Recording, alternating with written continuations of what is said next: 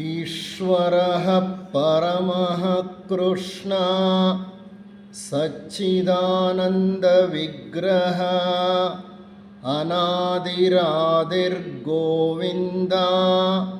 ಸರ್ವಕಾರಣ ಕಾರಣಂ. ಎಲ್ಲ ಕಾರಣಗಳಿಗೂ ಮೂಲಭೂತ ಕಾರಣಕರ್ತನಾದ ಪರಮಾತ್ಮನಿಗೆ ನಮಸ್ಕರಿಸುತ್ತಾ ಎಲ್ಲ ಜೀವನ್ಮುಕ್ತ ಋಷಿಗಳ ಪಾದಗಳಿಗೆ ಪ್ರಣಾಮಗಳನ್ನು ಸಲ್ಲಿಸುತ್ತಾ ಎಲ್ಲರ ಅಂತರಂಗಗಳಲ್ಲಿ ಅಂತರ್ಯಾಮಿಯಾಗಿ ನೆಲೆಸಿರುವ ದೈವಿ ಚೈತನ್ಯಕ್ಕೆ ವಂದಿಸುತ್ತಾ, ಸೋದರ ಸೋದರಿಯರೇ, ಆತ್ಮೀಯರೇ, ನನ್ನ ಧ್ವನಿಪೆಟ್ಟಿಗೆ ಇವತ್ತು ಅಷ್ಟು ಸ್ಪಷ್ಟವಾಗಿ ಕೆಲಸ ಮಾಡ್ತಿಲ್ಲ. ಕಾರಣ ಜ್ವರ, ಗಂಟಲು ನೋವು, ಕೆಮ್ಮು ಎಲ್ಲ ಇತ್ತು ಕಳೆದ ವಾರ. ಹಾಗಾಗಿ ಕ್ಷಮಿಸಿ ಎಲ್ಲಾದರೂ ಧ್ವನಿ ಕುಸಿದು ಹೋದರೆ. ಸೃಷ್ಟಿಗೆ ಸಂಬಂಧಪಟ್ಟ ಹಾಗೆ ಒಂದು ಸರಣಿ ಉಪನ್ಯಾಸವನ್ನು ನಿಮಗೆ ಕಳೆದ 3 ತಿಂಗಳಿನಿಂದ ನೀಡ್ತಾ ಇದ್ದೇನೆ. ಇದು ಆ ಒಂದು ಸರಣಿಯ 4ನೆಯ ಉಪನ್ಯಾಸ. ಸೃಷ್ಟಿ ಅತ್ಯಂತ ಅದ್ಭುತವಾದಂತಹ ಪ್ರಕ್ರಿಯೆ. ಪ್ರಕೃತಿಯನ್ನು ವೀಕ್ಷಿಸಿದ್ದೇ ಆದರೆ ಆ ಸೃಷ್ಟಿಯ ಒಂದು ಸೌಂದರ್ಯವನ್ನು, ಅದ್ಭುತವನ್ನು, ಸೋಜಿಗವನ್ನು ಕಂಡು ನಾವು ಬೆರಗಾಗಿ ಬಿಡ್ತೇವೆ. ಹಾಗಾಗಿ ನಾವು ಈ ಪಟ್ಟಣಗಳಲ್ಲಿ, ನಗರಗಳಲ್ಲಿ ವಾಸ ಮಾಡ್ತಾ ಇರೋರು ರಜೆ ಸಿಕ್ಕಿದಾಗ ಏನು ಮಾಡ್ತೀವಿ, ಆದಷ್ಟು ದೂರ ಪ್ರಕೃತಿಯ ಆಂತರ್ಯದಲ್ಲಿರುವಂತಹ ಸುಂದರ ಪ್ರದೇಶಗಳನ್ನು ವೀಕ್ಷಿಸಲಿಕ್ಕೆ ಹೋಗ್ತೇವೆ. ಕಾರಣ ಏನೆಂದರೆ, ಸೃಷ್ಟಿಯ ಅದ್ಭುತವನ್ನು ಕಾಣಬೇಕಾದ್ರೆ ಪ್ರಕೃತಿಯ ಮಡಿಲನ್ನು ಸೇರಲೇಬೇಕು. ಈ ಕೃತಕವಾಗಿ ಕಟ್ಕೊಂಡಿರುವಂತಹ ನಗರಗಳಲ್ಲಿ, ಪಟ್ಟಣಗಳಲ್ಲಿ ಆ ಸೃಷ್ಟಿಯ ಸೌಂದರ್ಯ, ಅದರ ಒಂದು ಸೋಜಿಗ ನಮಗೆ ಹೆಚ್ಚಾಗಿ ಕಂಡುಬರುವುದಿಲ್ಲ. ಸೃಷ್ಟಿಗೆ ಸಂಬಂಧಿಸಿದಂತೆ ತತ್ವಶಾಸ್ತ್ರ ತನ್ನದೇ ಆದ ಒಂದು ವಿವರಣೆಯನ್ನು ನೀಡುತ್ತೆ. ಮತ ಧರ್ಮಗಳಲ್ಲಿ ಸೃಷ್ಟಿಗೆ ಸಂಬಂಧಪಟ್ಟ ಆಳ ರಹಸ್ಯಗಳಿಗೆ ಸಾಕಷ್ಟು ಪರಿಹಾರಗಳನ್ನು ಸೂಚಿಸಿದರೆ, ವಿಜ್ಞಾನ ಸಹ ಬಹಳಷ್ಟು ಸಂಶೋಧನೆಗಳನ್ನು ಮಾಡಿದೆ. ಇತ್ತೀಚೆಗಂತೂ ಸಂಶೋಧನೆಗಳ ಒಂದು ಗುಣಮಟ್ಟ, ಸಂಶೋಧನೆಗಳ ಒಂದು ಸಂಖ್ಯಾಮಟ್ಟ ಬಹಳ ಹೆಚ್ಚಾಗಿ ಹೋಗಿದೆ. ಅತ್ಯುನ್ನತವಾದಂಥ ಉಪಕರಣಗಳನ್ನು ಬಳಸಿ ಆಕಾಶದ ಎಲ್ಲ ಮೂಲೆಗಳನ್ನು ವಿಜ್ಞಾನಿಗಳು ಹುಡುಕ್ತಾ ಇದ್ದಾರೆ. ಸೃಷ್ಟಿಗೆ ಸಂಬಂಧಪಟ್ಟ ರಹಸ್ಯಗಳನ್ನು ಹೊರತೆಗೆಯಲಿಕ್ಕಾಗಿ. ಈ ಹಬಲ್ ಟೆಲಿಸ್ಕೋಪ್ ಅಂತ ಕೇಳಿರ್ಬೋದು ನೀವು. ಈ ಹಬಲ್ ಟೆಲಿಸ್ಕೋಪ್ ಅನ್ನೋದನ್ನು ಎಲ್ಲೂ ಭೂಮಿ ಮೇಲೆ ಇಟ್ಟಿಲ್ಲ. ಇದನ್ನು ಒಂದು ನೌಕೆಯಲ್ಲಿ ಹಾರಿಸ್ಬಿಟ್ಟಿದ್ದಾರೆ ಹೊರಗೆ. ಈಗ ಆ ಹಬಲ್ ಟೆಲಿಸ್ಕೋಪ್ನ ಹೊತ್ಕೊಂಡು ಅಂತರಿಕ್ಷದಲ್ಲಿ ಸುತ್ತಾ ಇದೆಯಲ್ಲ ನೌಕೆ, ಆ ಟೆಲಿಸ್ಕೋಪ್ನ ಮೂಲಕ ದೂರದಲ್ಲಿರುವಂತಹ ನಕ್ಷತ್ರಗಳನ್ನು, ನಕ್ಷತ್ರ ಪುಂಜಗಳನ್ನು ಮತ್ತು ವಿಶಾಲವಾದಂತಹ ಆಕಾಶವನ್ನು ಹುಡುಕಿ ಪರಿಶೋಧಿಸಿ ನೋಡ್ತಾ ಇದ್ದಾರೆ ವಿಜ್ಞಾನಿಗಳು. They are mapping the universe. ಅಖಿಲಾಂಡ ಕೋಟಿ ಬ್ರಹ್ಮಾಂಡದ ಒಂದು ಮ್ಯಾಪ್ ತಯಾರು ಮಾಡಲಿಕ್ಕೆ ಪ್ರಯತ್ನ ಪಡ್ತಿದ್ದಾರೆ.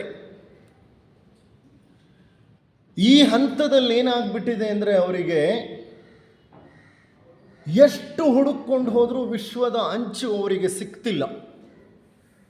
The border of the cosmos is never being explored. ಎಷ್ಟು ವಿಶ್ವದ ತುದಿಗೆ ಹೋದರೂ ಅದರ ಆಚೆ ಮತ್ತಷ್ಟು ವಿಶ್ವವಿದೆ ಅನ್ನೋ ಪರಿಚಯ ಅವ್ರಿಗೆ ಆಗ್ತಿದೆ. ಅಂದರೆ ಹುಡುಕಿದಂತೆಲ್ಲ ಬೆಳೀತಾ ಇದೆ ಅದು. ಹಾಗಾಗಿ ಈ ವಿಶ್ವವನ್ನು 2 ಭಾಗ ಮಾಡಿಬಿಟ್ಟಿದ್ದಾರೆ ಅವರು. ಯಾವುದದು? Observable universe and non or unobservable universe. ವೀಕ್ಷಣೆಗೆ ಸಿಕ್ಕಿರುವ ವಿಶ್ವ, ವೀಕ್ಷಣೆಯ ಆಚೆ ಇರುವ ವಿಶ್ವ. ಹಿಂದೆ ಏನು ಹೇಳ್ತಿದ್ರಂದರೆ, ಸುಮಾರು 15,000 ಕೋಟಿ ವರ್ಷಗಳ ಹಿಂದೆ ಈ ವಿಶ್ವದ ಸೃಷ್ಟಿಯಾಯಿತು. ಅಲ್ಲಿಂದ ಇಲ್ಲಿವರೆಗೂ ವಿಶ್ವ ವಿಸ್ತಾರವಾಗಿ ಬೆಳೀತಾ ಇದೆ ಅನ್ನೋದು ಒಂದು ಅಭಿಪ್ರಾಯವಾಗಿತ್ತು. ಆದರೆ ಇತ್ತೀಚಿನ ವೈಜ್ಞಾನಿಕ ಸಂಶೋಧನೆಗಳು ಏನು ಹೇಳ್ತಿದೆ ಅಂದರೆ, ನೀವು ತಿಳ್ಕೊಂಡಿರುವಂತಹ ವಿಶ್ವ ಬಹಳ ಚಿಕ್ಕದು, ವಿಶಾಲವಾದ ವಿಶ್ವವಿದೆ. ವಾಟ್ ದೇ ಸೇ ಅಂದರೆ 98 billion light years, 98 into 100 crore light years, ಅಷ್ಟು ವಿಶಾಲವಾಗಿದೆ ವಿಶ್ವ. ನೀವು ಲೆಕ್ಕ ಹಾಕ್ತಾ ಇರೋದು ಒಂದು ಸ್ಪೂನ್ನಷ್ಟಾದರೆ ಅಖಿಲಾಂಡ ಕೋಟಿ ಬ್ರಹ್ಮಾಂಡ ದೊಡ್ಡ ಬೆಟ್ಟದಷ್ಟಿದೆ. ಈ ಸ್ಪೂನ್ನ ನೋಡಿ ನೀವು ಇದೇ ಇಷ್ಟು ವಿಶಾಲ ಅಂತಿದ್ದೀರಿ, ಆದರೆ ನಿಮಗೆ ಆ ಬೆಟ್ಟದಷ್ಟು ವೈಶಾಲ್ಯತೆಯನ್ನು ಹೊಂದಿರೋ ವಿಶ್ವದ ಪರಿಚಯ ನಿಮಗೆ ಆಗಿಲ್ಲ ಅಂತ ವಿಜ್ಞಾನಿಗಳು ಸಹ ಅದನ್ನು ಒಪ್ಕೊಳ್ತಾ ಇದ್ದಾರೆ. ವಿಶ್ವದ ವೈಶಾಲ್ಯವನ್ನು ಬಿಡಿ, ನಮ್ಮ ಸೌರವ್ಯೂಹವನ್ನೇ ನಾವು ಅರ್ಥ ಮಾಡ್ಕೊಂಡಿಲ್ಲ. 9 ಗ್ರಹಗಳಿದೆ ಅಂತ ಹೇಳ್ತೀವಲ್ಲ, ಈ 9 ಗ್ರಹಗಳಲ್ಲಿ ಕೊನೆ ಗ್ರಹ ಪ್ಲೂಟೋ ಅಂತ ಕೇಳಿರ್ಬೋದು ನೀವು. Mercury, Venus, Earth, Mars, Jupiter, Saturn, Uranus, Neptune, Pluto. Pluto ಬಹಳ ದೂರದಲ್ಲಿದೆ ಸೂರ್ಯನಿಗೆ. ನೆಪ್ಚ್ಯೂನ್ಗೂ ಪ್ಲೂಟೋಗೂ ಬಹಳ ಬಹಳ ಬಹಳ ವಿಶಾಲವಾದಂತಹ ಸ್ಥಳ ಇದೆ. ಅಷ್ಟು ದೂರದಲ್ಲಿರುವಂಥ ಪ್ಲೂಟೋ ನಮ್ಮ ಸೌರವ್ಯೂಹದ ಗ್ರಹವೇ ಅಲ್ಲ. ಅದು it is a wandering planet. Wandering planet ಅಂದರೆ ಅಲದಾಡ್ತಾ ಇರೋ ಗ್ರಹ ಅದು. ಬಹಳಷ್ಟು ಗ್ರಹಗಳು ಸೂರ್ಯನ ಸುತ್ತಲೂ ಸುತ್ತಾ ಇರ್ತವೆ. ಅಂದರೆ ಗ್ರಹಗಳಿಗೆ ತಮ್ಮದೇ ಆದ ಸೂರ್ಯ ಇರುತ್ತೆ.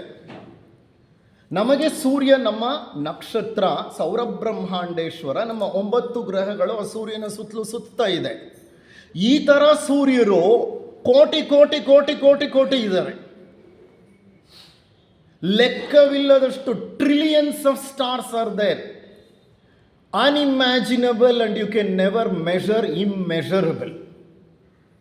ಬರೀ ನಮ್ಮ ಕ್ಷೀರಪಥದಲ್ಲೇ 400 ಬಿಲಿಯನ್ ಸ್ಟಾರ್ಗಳಿದೆ. 400 into 100 ಅಂತ ಅಂದರೆ 40,000 ಕೋಟಿ ನಕ್ಷತ್ರಗಳು ನಾವು ವಾಸ ಮಾಡ್ತಾ ಇರೋ ಮಿಲ್ಕಿ ವೇನಲ್ಲಿದೆ. ಈ 40,000 ಕೋಟಿ ನಕ್ಷತ್ರಗಳಲ್ಲಿ ಒಂದು ನಕ್ಷತ್ರ ನಮ್ಮ ಸೂರ್ಯ. 40,000 ಕೋಟಿ ನಕ್ಷತ್ರಗಳಿರೋ ಜಾಗದಲ್ಲಿ, ಕ್ಷೀರಪಥದಲ್ಲಿ ಒಂದು ನಕ್ಷತ್ರ ಕಣ್ಮರೆ ಆದರೂ ಗೊತ್ತಾಗಲ್ಲ, ಒಂದು ನಕ್ಷತ್ರ ಹುಟ್ಟಿದರೂ ಗೊತ್ತಾಗಲ್ಲ. ಸಾವಿರಾರು ಮಕ್ಕಳಿರೋ ಮನೆಯಲ್ಲಿ ಒಂದು ಮಗು ಎಲ್ಲೋ ಕಳೆದು ಹೋದ್ರೂ 4-5 ದಿವಸ ಆಗಬೇಕು ಗೊತ್ತಾಗಕ್ಕೆ ಒಂದು ಮಗು ಕಳೆದೋಗಿದೆ ಅಂತ. ಹೌದಾ ಅಲ್ವಾ? ಆ ಥರ ನಮ್ಮ ಕ್ಷೀರಪಥ. 40,000 ಕೋಟಿ ನಕ್ಷತ್ರಗಳ ಮಧ್ಯೆ ನಮ್ಮ ಸೂರ್ಯ ಒಂದು ನಕ್ಷತ್ರ. ಅವನನ್ನು ಪರಿಭ್ರಮಿಸುತ್ತಿರುವ 9 ಗ್ರಹಗಳು. ಈ 9 ಗ್ರಹಗಳಲ್ಲಿ ಕೊನೆ ಗ್ರಹ ಪ್ಲೂಟೋ. ಆ ಪ್ಲೂಟೋನ ಕಿತ್ತಾಕ್ಬಿಟ್ರು ವಿಜ್ಞಾನಿಗಳು. It does not belong to solar system. It is not a planet belonging to our sun. ಈಗ ಮಕ್ಕಳಿಗೆ ಶಾಲೆಗಳಲ್ಲಿ ಪಾಠ ಹೇಳ್ಕೊಡ್ತಾರಲ್ಲ, ಅವರು ಪ್ಲೂಟೋನ ಕಲಿಸಲ್ಲ ಅವ್ರಿಗೆ. Pluto is a wandering star ಅಂತಾರೆ. ಎಲ್ಲ ಅಲೆದಾಡ್ತಾ ಇದೆ. ಅದು ಸೂರ್ಯನಿಗೆ ಸೇರಿರೋ ಗ್ರಹವೇ ಅಲ್ಲ ಅಂತ ಅಂತಾರೆ. ಹಾಗಾದರೆ ಎಷ್ಟು ಗ್ರಹಗಳಿವೆ? ಸೂರ್ಯನಿಗೆ 8 ಗ್ರಹಗಳಿವೆ. ಇದು ವಿಜ್ಞಾನ ಹೇಳ್ತಿರೋದು. ಆದರೆ 6 ತಿಂಗಳ ಹಿಂದೆಯಿಂದ ಒಂದು ದೊಡ್ಡ ಆವಿಷ್ಕಾರವಾಗಿದೆ. ಏನದು ಆವಿಷ್ಕಾರ ಅಂದರೆ, ನಮ್ಮ ಸೌರವ್ಯೂಹದ ಪರಿಧಿಯಲ್ಲಿ ನೆಪ್ಚ್ಯೂನ್ ಗ್ರಹದಿಂದ ಆ ಕಡೆ ಹೋದರೆ ಕ್ಯೂಪರ್ ಬೆಲ್ಟ್ ಅಂತ ಇದೆ. ಕ್ಯೂಪರ್ ಅನ್ನೋಂಥ ಒಬ್ಬ ಖಗೋಳಶಾಸ್ತ್ರಜ್ಞ ಕಂಡುಹಿಡಿದಂತಹ ಒಂದು ವಲಯ ಅದು. ಆ ಕ್ಯೂಪರ್ ಬೆಲ್ಟಲ್ಲಿ ಬಹಳಷ್ಟು ಮಂಜುಗಡ್ಡೆಗಳಿವೆ. ಧೂಮಕೇತುಗಳು ಹುಟ್ಟೋದು ಕ್ಯೂಪರ್ ಬೆಲ್ಟಲ್ಲೇ. ಆ ಕ್ಯೂಪರ್ ಬೆಲ್ಟಿಂದ ಹುಟ್ಟಿ ಆ ಧೂಮಕೇತುಗಳು ಸೌರವ್ಯೂಹದ ಒಳಗೆ ನುಗ್ಗುತ್ತವೆ. ಸೂರ್ಯನ ಸುತ್ತಲೂ ಸುತ್ತಕೊಂಡು ಮತ್ತೆ ಕ್ಯೂಪರ್ ಬೆಲ್ಟ್ಗೆ ಹೋಗುತ್ತೆ. ಸೂರ್ಯನ ಹತ್ರ ಹೋಗ್ತಾ ಹೋಗ್ತಾ ಧೂಮಕೇತುವಿನ ಬಾಲ ಚಿಕ್ಕದಾಗುತ್ತೆ. ಕಾರಣ ಧೂಮಕೇತುಗಳು ಮಂಜುಗಡ್ಡೆಗಳಿಂದ ಮಾಡಲ್ಪಟ್ಟಿರೋದು. ಸೂರ್ಯನಿಗೆ ಹತ್ತಿರ ಹೋಗ್ತಾ ಇದ್ದ ಹಾಗೆ ಶಾಖದಿಂದ ಏನಾಗುತ್ತೆ, ಆ ನೀರು ಆವಿಯಾಗಿ ಹೋಗುತ್ತೆ. ಸೂರ್ಯನ ಹತ್ರ ಹೋದಾಗ ಬಾಲ ತುಂಬ ಚಿಕ್ಕದಾಗಿರುತ್ತೆ ಧೂಮಕೇತುವಿಗೆ. ಮತ್ತೆ ವಾಪಸ್ ಅದು ಕ್ಯೂಪರ್ ಬೆಲ್ಟ್ಗೆ ಹೋಗುತ್ತೆ. ನೆಪ್ಚ್ಯೂನ್, ಪ್ಲೂಟೋ ಆಚೆ ಆ ಕ್ಯೂಪರ್ ಬೆಲ್ಟ್ಗೆ ಹೋಗೋ ಹೊತ್ತಿಗೆ ಮತ್ತೆ ಉದ್ದ ಬಾಲ ಆಗೋಗಿರುತ್ತೆ ಧೂಮಕೇತುವಿಗೆ. ಇಂಥ ಧೂಮಕೇತುಗಳು ಸಾವಿರಾರಿದೆ. ಪ್ರತಿ ವರ್ಷ ನಮ್ಮ ಭೂಮಿಗೆ ಹತ್ತಿರದಲ್ಲಿ 100 ಧೂಮಕೇತುಗಳು ಹೋಗ್ತಾ ಇರ್ತವೆ. ನಮ್ಮ ಕಣ್ಣಿಗೆ ಕಾಣಲ್ಲ, ನಮ್ಗೆ ಆಸಕ್ತಿನೂ ಇಲ್ಲ. ಆಸಕ್ತಿ ಇರೋರು ನೋಡ್ತಾ ಇರ್ತಾರೆ. ಎಲ್ಲೋ ಅಪರೂಪಕ್ಕೆ ಹ್ಯಾಲಿಸ್ ಕಾಮೆಟ್ ಅಂತ 76 ವರ್ಷಕ್ಕೊಮ್ಮೆ ನಮ್ಮ ಭೂಮಿ ಹತ್ತಿರ ಬರುತ್ತೆ. ಅದು ಬಹಳ ದೊಡ್ಡ ಧೂಮಕೇತು, ಬರೀ ಕಣ್ಣಲ್ಲೇ ಕಾಣುತ್ತದೆ, ಬರೀ ಕಣ್ಣಿಗೆ ಕಾಣುತ್ತೆ. ಇರಲಿ, ಇಂಥ ಕ್ಯೂಪರ್ ಬೆಲ್ಟನ್ನು ದಾಟಿ ಆ ಕಡೆ ಎಷ್ಟು ದೊಡ್ಡ ಗ್ರಹ ಒಂದು ಕಂಡು ಹಿಡಿದಿದ್ದಾರೆ ಅಂದರೆ ವಿಜ್ಞಾನಿಗಳು 6 ತಿಂಗಳಿಂದ ಇದರ ಬಗ್ಗೆ ಮಾತುಕತೆ ನಡೀತಾ ಇದೆ. ಭೂಮಿಗಿಂತ ಹೆಚ್ಚು ಕಡಿಮೆ 8ರಷ್ಟು ದೊಡ್ಡದಾದಂಥ ಒಂದು ಗ್ರಹವನ್ನು ಕಂಡುಹಿಡಿದಿದ್ದಾರೆ. ಅದನ್ನು ಕಂಡುಹಿಡಿದಿರೋದು ಯಾವಾಗ? ಕಳೆದ 6 ತಿಂಗಳಿನಿಂದ. ಹಲವಾರು ಪ್ರದೇಶಗಳಲ್ಲಿರುವ ದೂರದರ್ಶಕಗಳ ಮೂಲಕ ಆ ಒಂದು ಡೈರೆಕ್ಷನ್ನಲ್ಲಿ, ಆ ಒಂದು ಮೆರಿಡಿಯನ್ ಲೈನ್ಗಳಲ್ಲಿ ಟೆಲಿಸ್ಕೋಪ್ಗಳನ್ನು ಫೋಕಸ್ ಮಾಡಿ, ಇದೇ ಅಲ್ಲಿ ಗ್ರಹ, ಅದು ನಮ್ಮ ಸೂರ್ಯನ ಗುರುತ್ವಾಕರ್ಷಣೆಗೆ ಸಿಲುಕಿ ಸೂರ್ಯನ ಸುತ್ತಲೂ ಸುತ್ತಾ ಇರೋಂಥ ಒಂದು ಗ್ರಹ ಅಂತ ಇತ್ತೀಚೆಗೆ ಕಂಡು ಹಿಡಿತಿದ್ದಾರೆ. ಇದರ ಅರ್ಥ ಏನು ಅಂದರೆ, ನಾವಿರೋ ಸೌರವ್ಯೂಹದ ಪರಿಚಯವೇ ನಮಗಿನ್ನೂ ಸರಿಯಾಗಿ ಆಗಿಲ್ಲ. ಯಾವುದನ್ನೋ ಗ್ರಹ ಅಂತ ಹೇಳ್ತೀವಿ, ಅದು ನಮ್ಮದಲ್ಲ ಗ್ರಹ ಅಂತೀವಿ, ಮತ್ತಿನ್ಯಾವುದೋ ಒಂದು ಹೊಸ ಗ್ರಹವನ್ನು ಕಂಡು ಹಿಡಿತೀವಿ. ಇದಲ್ಲದೆ ಲಕ್ಷಾಂತರ ಕ್ಷುದ್ರ ಗ್ರಹಗಳಿವೆ ನಮ್ಮ ಸೌರವ್ಯೂಹದಲ್ಲಿ. ಕ್ಷುದ್ರ ಗ್ರಹಗಳು ಅಂದರೆ ಅಸ್ಟಿರಾಯ್ಡ್ಸ್ ಅಂತ ಹೇಳ್ತೇವೆ. ಈ ಕ್ಷುದ್ರ ಗ್ರಹಗಳು ಮಂಗಳದ ಆಚೆ ಗುರುವಿಗಿಂತ ಮೊದಲು ಬೇಕಾದಷ್ಟು ಹರಡ್ಕೊಂಡಿದ್ದಾವೆ. ಆ ಕ್ಷುದ್ರ ಗ್ರಹಗಳು ಯಾವಾಗಲಾದರೂ ತಮ್ಮ ವಲಯವನ್ನು ಭೇದಿಸಿ ಭೂಮಿಯ ಕಡೆ ನುಗ್ಗಿ ಬಂದುಬಿಡ್ತವೆ.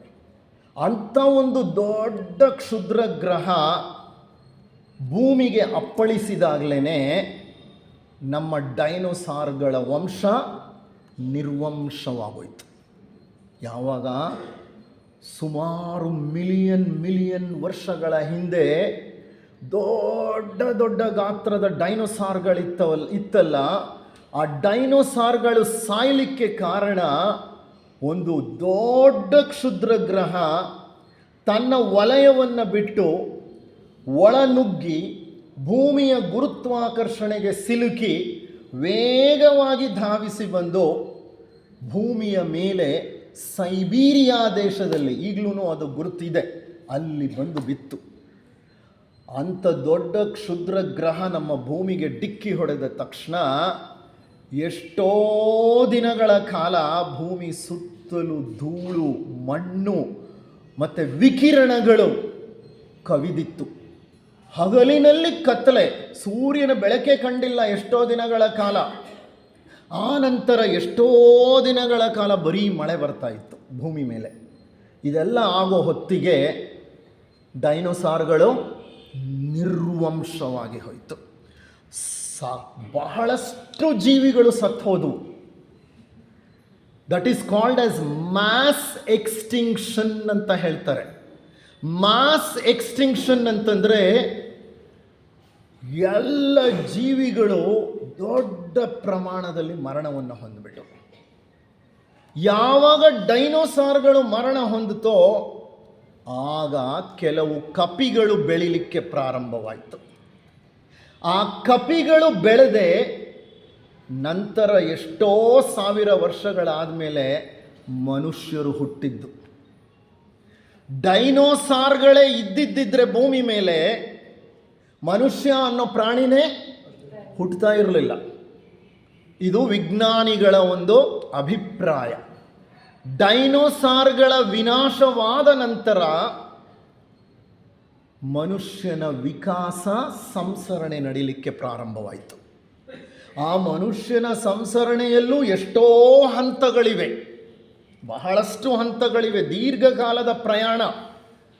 ಆ ನಂತರ ಹೋಮೋಸೆಪಿಯನ್ಸ್ ಅನ್ನುವಂತಹ ಈ ಮನುಷ್ಯನೆಂಬ ಪ್ರಾಣಿ ಹುಟ್ಟಿದ್ದು. ಇದಕ್ಕೆ ಮೊದಲು Homo Shivalik, Homo Ramapithecus, Homo habilis, Homo erectus, ಎಷ್ಟೊಂದು ಜಾತಿಯ ಕಪಿಗಳು ಹಿಂದೆ ಬಂದಿದ್ದಾವೆ. ಅವೆಲ್ಲ ಬೆಳೆದು ಬೆಳೆದು ಬೆಳೆದು ವಿಕಾಸದ ಅಂಚಿನಲ್ಲಿ ಬಂದು ಹೋಮೋಸೆಪಿಯನ್ಸ್ ಆಗಿ ಈಗ ನಾವು ಆಧುನಿಕ ಮನುಷ್ಯ ಅನ್ನೋಂಥ ಒಂದು ಪ್ರಾಣಿ ಹುಟ್ಟಿರೋದು. ಇದು ನಾನು ಏನೋ ಪ್ರಾರಂಭ ಮಾಡಬೇಕಂತ ಅಂದ್ಕೊಂಡೆ, ಅದು ಮತ್ಯಾವುದೋ ಒಂದು ರೂಪವನ್ನು ತಗೊಂಡು ಹೋಗ್ತಾ ಇದೆ. ಇದು ನನ್ನ ಹಿಡಿತದಲ್ಲಿಲ್ಲ. ಇಲ್ಲಿ ಬಂದು ನಿಂತ್ಕೊಂಡಾದ್ಮೇಲೆ ಅದು ಅವರಿಗೆ ಬಿಟ್ಟಿದ್ದು.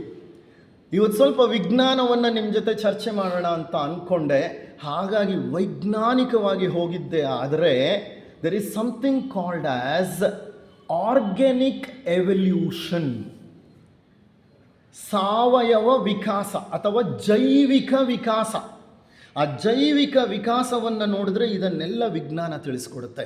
ನಾನೀಗ ನಿಮ್ಮ ಹತ್ರ ಹೇಳ್ತಾ ಇರೋದು drop of A drop of A drop of A drop of A drop of A drop of A drop of A drop ಅಲ್ಲ. ಅದು ಇದಕ್ಕೆ ಸಂಬಂಧಪಟ್ಟ ಹಾಗೆ ಎವಲ್ಯೂಷನರಿ ಬಯಾಲಜಿ ಅಂತ ಇದೆ, ಸಂಸರಣಾ ಜೀವಶಾಸ್ತ್ರ, ದೊಡ್ಡ ದೊಡ್ಡ ಪುಸ್ತಕಗಳಿದೆ, ಸಾಕಷ್ಟು ಆವಿಷ್ಕಾರಗಳು ಸಂಶೋಧನೆಗಳು ನಡೆದು ಬಿಟ್ಟಿದೆ.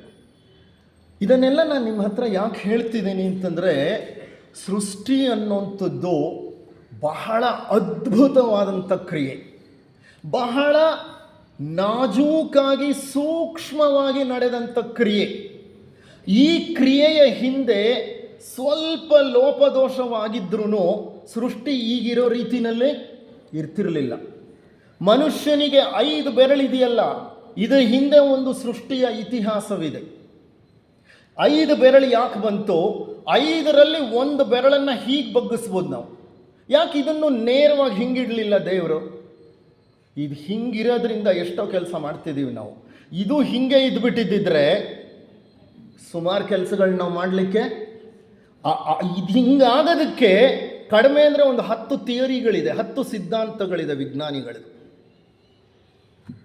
ದಟ್ ಮೀನ್ಸ್ ಟು ಸೇ ಜ್ಞಾನ ಸೀಮಿತವಲ್ಲ, ಅಪಾರವಾದ ಜ್ಞಾನವನ್ನು ಕಲೆ ಹಾಕಿದ್ದಾರೆ ವಿಜ್ಞಾನಿಗಳು. ಸಾಕಷ್ಟು ಸಂಶೋಧನೆಗಳು ನಡೆದಿವೆ. ಇಷ್ಟಾದ್ರೂ ಸೃಷ್ಟಿಯಲ್ಲಿ ಇನ್ನೂ ಸಾಕಷ್ಟು ರಹಸ್ಯಗಳಿವೆ.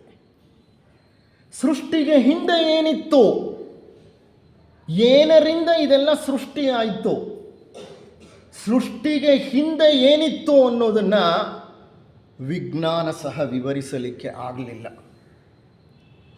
ಧರ್ಮ, ಮತ ಮತ್ತು ತತ್ವಶಾಸ್ತ್ರಗಳು ಸಹ ಒಂದು ಹಂತದಲ್ಲಿ ಹೋಗಿ ನಿಂತು ಬಿಡುತ್ತೆ. ಏನೋ ಇತ್ತು, ಅದನ್ನು ಅವ್ಯಕ್ತ ಅಂತ ಕರೆದು ಬಿಟ್ರು. ಅದು ವ್ಯಕ್ತವಾಗಿರಲಿಲ್ಲ. ವ್ಯಕ್ತವಾಗದೇ ಇರೋದು ಅವ್ಯಕ್ತ, ಅನ್ಮ್ಯಾನಿಫೆಸ್ಟ್. ನಮ್ಮ ಗುಪ್ತ ಸಿದ್ಧಾಂತ ಸಹ ಸೃಷ್ಟಿಗೆ ಹಿಂದೆ ಏನಿತ್ತು ಅಂತಂದರೆ ಸ್ಟ್ಯಾನ್ಸಾ 1 of book of Dhyan unmanifest ಅಂತ ಹೇಳುತ್ತೆ. ಧ್ಯಾನ ಗ್ರಂಥ ಕವನಗಳ ಮೊದಲನೆಯ ಕವನದ ಹೆಡಿಂಗ್ ಏನಂದರೆ ಅನ್ಮ್ಯಾನಿಫೆಸ್ಟ್. ಅವ್ಯಕ್ತ. ಅದರಿಂದಲೇ ಪ್ರಾರಂಭ ಆಗೋದು ಧ್ಯಾನ ಗ್ರಂಥ ಕವನಗಳು. ಅಂದರೆ ಎಲ್ಲದಕ್ಕೂ ಮೂಲ ಏನೆಂದರೆ ಅದೇನೋ ಒಂದಿತ್ತು, ಅದು ಅವ್ಯಕ್ತವಾಗಿತ್ತು, ಅದನ್ನು ಆದಿಮೂಲ ಅಂತ ಕರಿತೀವಿ. ಅದನ್ನು ಕುರಿತು ಡಿ ವಿ ಗುಂಡಪ್ಪನವರು, ಡಿ ವಿ ಜಿಯವರು, ನಮ್ಮ ಮಹಾನ್ ಕವಿ, ಕನ್ನಡದ ಮಹಾನ್ ಕವಿ, ಶೃಂಗಾರ ಮಂಗಳಂ ಅನ್ನುವಂಥ ಒಂದು ಗ್ರಂಥದಲ್ಲಿ ಒಂದು ಗೀತೆಯನ್ನು ಬರೀತಾರೆ. ಅವರು ಯಾವ ವಿಜ್ಞಾನದ ಸ್ಟೂಡೆಂಟು ಅಲ್ಲ, ಎಲ್ ಎಸ್ ಸ್ಟೂಡೆಂಟ್ ಅವರು. ನಾನೆಲ್ಲೋ ಓದಿದ ಹಾಗೆ ಎಲ್ ಎಸ್ ಫೇಲ್ ಆಗಿದ್ದರು. ಆದರೆ ಅವರು ಬರೆದಿರೋಂತಹ ಸೃಷ್ಟಿಗೆ ಸಂಬಂಧಪಟ್ಟ ಆ ಗೀತೆಯಲ್ಲಿ ವಿಜ್ಞಾನ, ತತ್ವಶಾಸ್ತ್ರ, ನಮ್ಮ ಮತ, ಧರ್ಮ ಎಲ್ಲವೂ ಅಡಗಿದೆ. ಆ ಗೀತೆಯನ್ನು ನಿಮ್ಮೊಡನೆ ಹಂಚ್ಕೊಳ್ತೀನಿ. ಅವ್ರು ಹೇಳ್ತಾರೆ, ಏನು ಮೊದಲೆಲ್ಲಕಂ, ಮೊದಲಿದ್ದುದೇನು? ಎರಡು ಪ್ರಶ್ನೆ. ಏನು ಮೊದಲೆಲ್ಲಕುಂ, ಎಲ್ಲದಕ್ಕೂ ಮೊದಲೇನಿತ್ತೋ? ಮೊದಲಿದ್ದುದೇನು, ಏನಿತ್ತದು ಮೊದಲು? ಏನು ಸೃಷ್ಟಿಯೊಳ ಆದಿ, ಸೃಷ್ಟಿಯಲ್ಲಿ ಆದಿ ಯಾವುದು? ಏನು ಅದಕ್ಕ ಮೂಲಂ, ಸೃಷ್ಟಿಯಲ್ಲಿ ಆದಿ ಅಂತ ನೀವೇನೋ ಹೇಳ್ತೀರಲ್ಲ, ಅದಕ್ಕೆ ಮೂಲ ಯಾವುದು? ನೋಡಿ, ಅವರು is asking A fundamental question. ಎಲ್ಲ ಒಂದು ಮೂಲದಿಂದ ಬಂತು ಅಂತ ಹೇಳ್ತಿರಲ್ಲ, ಆ ಮೂಲಕ್ಕೆ ಮೂಲ ಯಾವುದು? ಅಂದರೆ ನಾನು ಅದಕ್ಕೆ ಆಗಲೇ ಪ್ರಾರಂಭದಲ್ಲಿ ಹೇಳಿದ್ದು, ಎಲ್ಲ ಕಾರಣಗಳಿಗೆ ಮೂಲ ಕಾರಣಕರ್ತ. ಆ ಕಾರಣಕ್ಕೆ ಕಾರಣ ಇಲ್ಲ. ಎಲ್ಲ ಬೇರುಗಳಿಗೆ ಮೂಲ ಬೇರು, ಆ ಬೇರಿಗೆ ಇನ್ನೊಂದು ಬೇರಿಲ್ಲ, ಅದೇ ಮೂಲ ಬೇರು. ಅದೇನದು ಅಂತ ಪ್ರಶ್ನೆ ಹಾಕ್ತಾರೆ. ಆ ಪ್ರಶ್ನೆಗೆ ಹೇಳ್ತಾ ಹೋಗ್ತಾರೆ ಕವನ. ಏನೋ ಅದೊಂದಿತ್ತು, ಏನು ಮಿರದ ಒಲಿತ್ತು, ಮೌನ ಚೈತನ್ಯ ಒಂದದು ತಾನೇ ತಾನು, ಸದ್ದಿಲ್ಲ ಸುಳಿವಿಲ್ಲ ಘಮಲು ಸವಿ ಸೋಕಿಲ್ಲ, ನಿದ್ರಿಪನ ಮನದ ಒಲು ತನ್ನ ಅರಿವುಮಿಲ್ಲ. ಏನೋ ಅದೊಂದಿತ್ತು, ಏನು ಮಿರದ ಒಲಿತ್ತು. ಏನೋ ಅದೊಂದಿತ್ತು, ಏನೂ ಇಲ್ಲದೆ ಇದ್ದ ಹಾಗಿತ್ತು. ಆಗ ಈ ಸ್ಥಳನೂ ಇರಲಿಲ್ಲ. ಸ್ಥಳ ಅಂದರೆ ಸ್ಪೇಸ್. ಈ ಸ್ಪೇಸ್ನ ಯಾರು ಸೃಷ್ಟಿ ಮಾಡಿದವರು? ಸ್ಪೇಸ್ ಅಂದರೆ ಏನು? ಈ ಸ್ಪೇಸ್ ಎಲ್ಲಿತ್ತು? ಇದರ ಅರ್ಥ ಏನು? ಎಲ್ಲಿಂದ ಬಂತು ಈ ಸ್ಪೇಸ್? ಈಗ ನಾವೆಲ್ಲ ಇಲ್ಲಿ ಕುಳಿತಿದ್ದೀವಲ್ಲ, ಇದೆಲ್ಲ ವಿಶಾಲವಾದ ಆಕಾಶವೇ ಅಲ್ವಾ? ಸುತ್ತಲೂ ಇರೋದು ಆಕಾಶ ಅಂದರೆ ಮೇಲಿರೋದು ಮಾತ್ರ ಅಂತ ತಿಳ್ಕೊಬೇಡಿ. ಅಂತರಿಕ್ಷ, ಬಯಲು. ಈ ಬಯಲು ಎಲ್ಲಿತ್ತು? ಇದಕ್ಕೆ ಮೂಲ ಎಲ್ಲಿ? ಯಾವುದರಿಂದ ಬಂತು ಈ ಬಯಲು? What is the origin of space? What is the origin of time? ಕಾಲ ಎಲ್ಲಿಂದ ಬಂತು? ಈ ಬಯಲು ಎಲ್ಲಿಂದ ಬಂತು? ಈ ವಸ್ತು ಎಲ್ಲಿಂದ ಬಂತು? ಈ ಶಕ್ತಿ ಎಲ್ಲಿಂದ ಬಂತು? Mass, energy, space, time. These are the 4 dimensions of physical universe. ಭೌತ ಜಗತ್ತಿನ 4 ಆಯಾಮಗಳು: ಮ್ಯಾಟರ್ ಅಂದರೆ ಪದಾರ್ಥ, ಶಕ್ತಿ ಎನರ್ಜಿ, ಸ್ಪೇಸ್ ಬಯಲು, ಟೈಮ್ ಸಮಯ. ಇವು ಯಾವುದು ಇಲ್ಲೇ ಇರಲಿಲ್ವಂತೆ. Imagine a universe or imagine the origin of universe where nothing of this kind was there. ಹಾಗಾದರೆ ಏನಿತ್ತು? ಕಾಲ ಇಲ್ಲ, ಸ್ಟಾರ್ಟ್ ಆಗಿಲ್ಲ. ಕಾಲನೇ ಸ್ಟಾರ್ಟ್ ಆಗಿಲ್ಲ ಅಂತೀರಿ ನೀವು. The dimension called time had not originated, it was timeless R beyond time. Space ಇಲ್ಲ ಅಂತೀರಿ, ಅಂದರೆ ಏನಿತ್ತು? ಸ್ಪೇಸೇ ಇಲ್ಲ ಅಂದರೆ ನಾವು ಜಗತ್ತನ್ನು ಊಹೆ ಮಾಡ್ಕೊಳ್ಳಿಕ್ಕೂ ನಮಗೆ ಸಾಧ್ಯ ಇದೆಯಾ? ಬಯಲೇ ಇಲ್ಲ ಅಂತಂದರೆ ಜಗತ್ತನ್ನು ನಾನು ಹೇಗೆ ಊಹೆ ಮಾಡಿಕೊಳ್ಳಿ?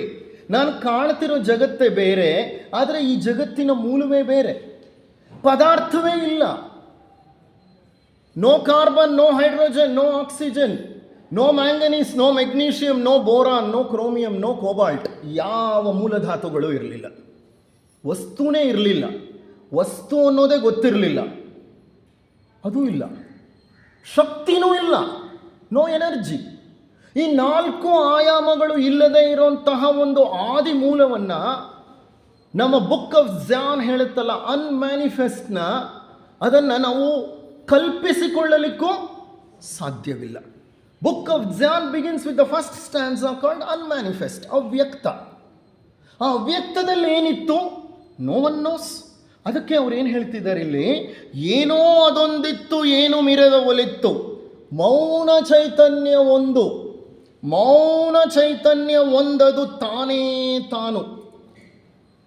ಮೌನವಾದ ಚೈತನ್ಯ ಒಂದಿತ್ತಂತೆ, ಮೂಲ ಚೈತನ್ಯ ಅದು. ಆ ಮೂಲ ಚೈತನ್ಯ ಇನ್ನೂ ಡಿಫರೆನ್ಷಿಯೇಷನ್ನು ಆಗಿಲ್ಲ. ಡಿಫರೆನ್ಷಿಯೇಷನ್ ಅಂದರೆ ಅದು ನಿರ್ಗುಣ. ಅದರಲ್ಲಿ 3 ಗುಣಗಳು ಅಂತ ನಾವೇನು ಹೇಳ್ತೀವಿ? ಸತ್ವ, ತಮಸ್ಸು, ರಜಸ್ಸು. ಅದು ಸಹ ಉತ್ಪತ್ತಿ ಆಗಿಲ್ಲ. ಇಟ್ ಈಸ್ ಮೂಲ. It is undifferentiated pluripotential origin of the universe. Pluripotential. ಅದು ಏನಾದರೂ ಆಗಿ ಡಿಫ್ರೆನ್ಷಿಯೇಟ್ ಆಗ್ಬೋದು. ಆಮೇಲೆ ಅದರಿಂದ ಏನು ಬೇಕಾದರೂ ಹೊರಗೆ ಬರ್ಬೋದು. ಆ ಶಕ್ತಿ ಇರುವಂತಹ ಒಂದು ಮೂಲವಿತ್ತು ಇಲ್ಲಿ. ಅದನ್ನೇ ಅವರು ಮೂಲ ಚೈತನ್ಯ ಒಂದೊಂದು ತಾನೇ ತಾನು, ಅದೊಂದೇ ಒಂದಿತ್ತು. ಎಲ್ಲಿ? ಈ ಅಖಿಲಾಂಡ ಕೋಟಿ ಬ್ರಹ್ಮಾಂಡದಲ್ಲಿ. ಈ ಬ್ರಹ್ಮಾಂಡ ಹೆಂಗಿತ್ತೋ ಅದನ್ನು ಕಲ್ಪಿಸಿಕೊಳ್ಳಲಿಕ್ಕೂ ನಮಗೆ ಸಾಧ್ಯ ಇಲ್ಲ. ಅದಕ್ಕೆ ಹೇಳಿದ್ದು ಸೃಷ್ಟಿ ಅನ್ನೋದು ಬಹಳ ಅದ್ಭುತವಾದದ್ದು. ಇದು ಯಾವುದೂ ಇಲ್ಲ ಅಂದರೆ ಫಂಡಮೆಂಟಲಿ ಪದಾರ್ಥವಿಲ್ಲ, ಶಕ್ತಿ ಇಲ್ಲ, ಕಾಲವಿಲ್ಲ, ಅಂತರಿಕ್ಷವಿಲ್ಲ, ಅಥವಾ ಸ್ಥಳವಿಲ್ಲ, ಆಕಾಶವಿಲ್ಲ. ಅದೆಂತಹ ವಿಶ್ವ, ಅದೆಂತಹ ಮೂಲ, ಅದು ಹೇಗಿತ್ತು? ಅದನ್ನೇ ಶೈವ ಸಿದ್ಧಾಂತದಲ್ಲಿ ಮಹಾಬಿಂದು ಅಂತ ಕರೆದರು. ಅದನ್ನೇ ನಮ್ಮ ವೇದಗಳು ತದೇಕಂ ಅಂತ ಕರೆದು, ಅದನ್ನೇ ಸೀಕ್ರೆಟ್ ಡಾಕ್ಟ್ರಿನ್ ಅನ್ಮ್ಯಾನಿಫೆಸ್ಟ್ ಅಂತ ಹೇಳ್ತು. ಅದನ್ನೇ ಉಪನಿಷತ್ತುಗಳು ಪರಬ್ರಹ್ಮ ಅಂತ ಹೇಳಿದ್ರು. ಅದನ್ನೇ ಯಹೂದ್ಯರು ಜೆಹೋವಾ ಅಂತ ಕರೆದರು. ಅದನ್ನೇ ಬೌದ್ಧರು ಬುದ್ಧಕಾಯ, ಶೂನ್ಯಕಾಯ ಅಂತ ಕರೆದರು. ಅದನ್ನೇ ಗ್ರೀಕರು ಕಾಸ್ಮಾಸ್ ಅಂತ ಕರೆದರು. ಅದನ್ನೇ ನಮ್ಮ ವಿಜ್ಞಾನಿಗಳು ಸ್ಟೇಟ್ ಆಫ್ ಸಿಂಗ್ಯುಲಾರಿಟಿ ಅಂತ ಕರೆದರು. ಅದನ್ನೇ ನಮ್ಮ ವೈಷ್ಣವರು ಹಿರಣ್ಯಗರ್ಭ ಅಂತ ಕರೆದರು. ನೋಡಿ, ಒಂದು ಆದಿ ಮೂಲಕ್ಕೆ ಒಬ್ಬೊಬ್ಬರು ಒಂದೊಂದು ಹೆಸರು ಕೊಟ್ಕೊಂಡಿದ್ದಾರೆ. ಆದರೆ ಆ ಆದಿ ಮೂಲದಲ್ಲಿ ಏನಿತ್ತು ಏನಿಲ್ಲ ಅನ್ನೋದು ಯಾರಿಗೂ ಅರ್ಥ ಆಗಿಲ್ಲ. ಯಾಕೆಂದರೆ ನೋಡಿ, ಅವ್ರು ಹೇಳ್ತಾರೆ, ಸದ್ದಿಲ್ಲ, ಸುಳಿವಿಲ್ಲ, ಘಮಲು, ಸವಿ, ಸೋಕಿಲ್ಲ. ಒಂದು ಸೌಂಡ್ ಇಲ್ಲ. ಯಾಕೆಂದರೆ ಸೌಂಡ್ ಇರಬೇಕಂದ್ರೆ ಏರ್ ಇರಬೇಕು. ನಂಬರ್ 1, ಏರ್ ಜೊತೆಗೆ ಸೌಂಡ್ನ ಕೇಳಿಸ್ಕೊಳ್ಳೋ ಒಬ್ಬ ವ್ಯಕ್ತಿ ಇರಬೇಕು. ಆಗ ಸೌಂಡ್ಗೆ ಬೆಲೆ ಇದೆ. ಈಗ ನಾನೊಂದು ಉದಾಹರಣೆ ಕೊಡ್ತೀನಿ ನಿಮಗೆ. ತತ್ವಶಾಸ್ತ್ರದಲ್ಲಿ ಒಂದು ಫಂಡಮೆಂಟಲ್ ಕ್ವೆಶ್ಚನ್ ಇದು. ಫಿಲಾಸಫಿಯಲ್ಲಿ ಬಾರ್ಕ್ಲೆ ಯೂನಿವರ್ಸಿಟಿಯಲ್ಲಿ ಒಬ್ಬ ಪ್ರೊಫೆಸರ್ ಈ ಒಂದು ಪ್ರಶ್ನೆಯನ್ನು ಕೇಳ್ತಾರೆ ತಮ್ಮ ವಿದ್ಯಾರ್ಥಿಗಳ ಮುಂದೆ. ದೂರದಲ್ಲಿ ಒಂದು ದ್ವೀಪ ಇದೆ, ಬಹಳ ದೂರ. ಆ ದ್ವೀಪದಲ್ಲಿ ಜೋರು ಮಳೆ ಬರುತ್ತೆ, ಗುಡುಗು, ಸಿಡಿಲು. ದೊಡ್ಡ ಒಂದು ಹೆಮ್ಮರ ಮಿಂಚು ಅದರ ಬುಡಕ್ಕೆ ಹೊಡೆದು ಅದು ಮುರಿದು ಬೀಳುತ್ತೆ. ಅದು ಕೆಳಗೆ ಬಿದ್ದಾಗ ಶಬ್ದ ಬರುತ್ತಾ ಅಂತ ಅವ್ರ ಪ್ರಶ್ನೆ ಕೇಳಿದ್ರು. ಅಷ್ಟೇ, ಅಲ್ಲಿಗೆ ನಿಲ್ಲಿಸ್ಬಿಟ್ರು. ಇದು ಪ್ರೊಫೆಸರ್ಗಳ ಕತೆ. ಸಾಮಾನ್ಯವಾಗಿ ಪ್ರಾಧ್ಯಾಪಕರೆಲ್ಲ ಈ ರೀತಿ ಒಂದು ವಿಸ್ಮಯಕರವಾದ ಪ್ರಶ್ನೆಯನ್ನು ಕೇಳಿ ಸುಮ್ಮನೆ ಕೂತ್ಬಿಡ್ತಾರೆ. ಈಗ ಇದಕ್ಕೆ ಉತ್ತರ ಕೊಡಬೇಕಾಗಿರೋದು ಯಾರೋ? ಶಿಷ್ಯರು. ಶಿಷ್ಯರಿಗೆ ಅರ್ಥ ಆಗಲಿಲ್ಲ. ಮರ ಬಿದ್ದರೆ ಸೌಂಡ್ ಬರೋದಿಲ್ವಾ? ಬಂದೇ ಬರುತ್ತೆ, ಬರಲೇಬೇಕು. ಹೌದಾ ಅಲ್ವಾ? ಇಲ್ಲೊಂದು ಗುಂಡು ಪಿನ್ ಕೆಳಗೆ ಹಾಕಿದ್ರೆ ಸೌಂಡ್ ಬರುತ್ತೆ ಸೈಲೆಂಟಾಗಿದ್ದರೆ. ಅಂಥದ್ರಲ್ಲಿ ದೊಡ್ಡ ಮರ ಬಿದ್ದರೆ ಸೌಂಡ್ ಬರೋದಿಲ್ವಾ? ಬಂದೇ ಬರುತ್ತೆ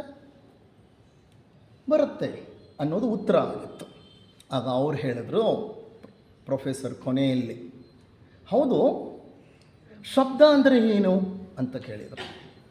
ಶಬ್ದ ಅಂದರೆ ಯಾವುದಾದ್ರೂ ಒಂದು ವಸ್ತು ಕಂಪನಗಳಿಂದ ಅಲೆಗಳನ್ನು ಸೃಷ್ಟಿ ಮಾಡುತ್ತೆ. ಆ ಅಲೆಗಳು ತರಂಗಗಳಾಗಿ ಏನಾಗುತ್ತೆ, ಗಾಳಿಯಲ್ಲಿ ಹರಿದು ಬರುತ್ತೆ. ಹರಿದು ಬಂದ ತರಂಗಗಳನ್ನು ನನ್ನ ಕಿವಿಯಲ್ಲಿರೋ ತಮಟೆ, ಇಯರ್ ಡ್ರಮ್ ಸ್ವೀಕರಿಸುತ್ತೆ. ಸ್ವೀಕರಿಸಿದ ಕಂಪನಗಳನ್ನು ಅದು ನರದ ಮೂಲಕ ಏನು ಮಾಡುತ್ತೆ? ಮೆದುಳಿಗೆ ಕಳಿಸುತ್ತೆ. ಮೆದುಳು ಅದು ಸುಶ್ರಾವ್ಯವಾದ ಸಂಗೀತನ ಅಥವಾ ಗದ್ಗದಿತವಾದಂಥ ಆಲಾಪವ ಅದು ಹೇಳುತ್ತೆ. ನೋಡಿ ಎಷ್ಟು ಕೆಲಸ ನಡಿಬೇಕು.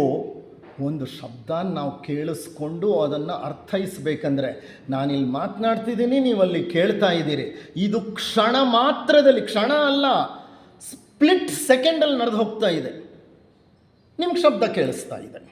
ಈಗ ಇಮ್ಯಾಜಿನ್ ಮಾಡ್ಕೊಳ್ಳಿ, ಈ ಈ ಈ ಜಗತ್ತಿನಲ್ಲಿ ಇಲ್ಲಿ ಯಾರೂ ಇಲ್ಲ. ಇಲ್ಲಿ ಸುಮಾರು ಹೆಚ್ಚು ಕಡಿಮೆ 1 ಕಿಲೋಮೀಟರ್ ಅಷ್ಟು ದೂರ ಯಾರೂ ಇಲ್ಲ.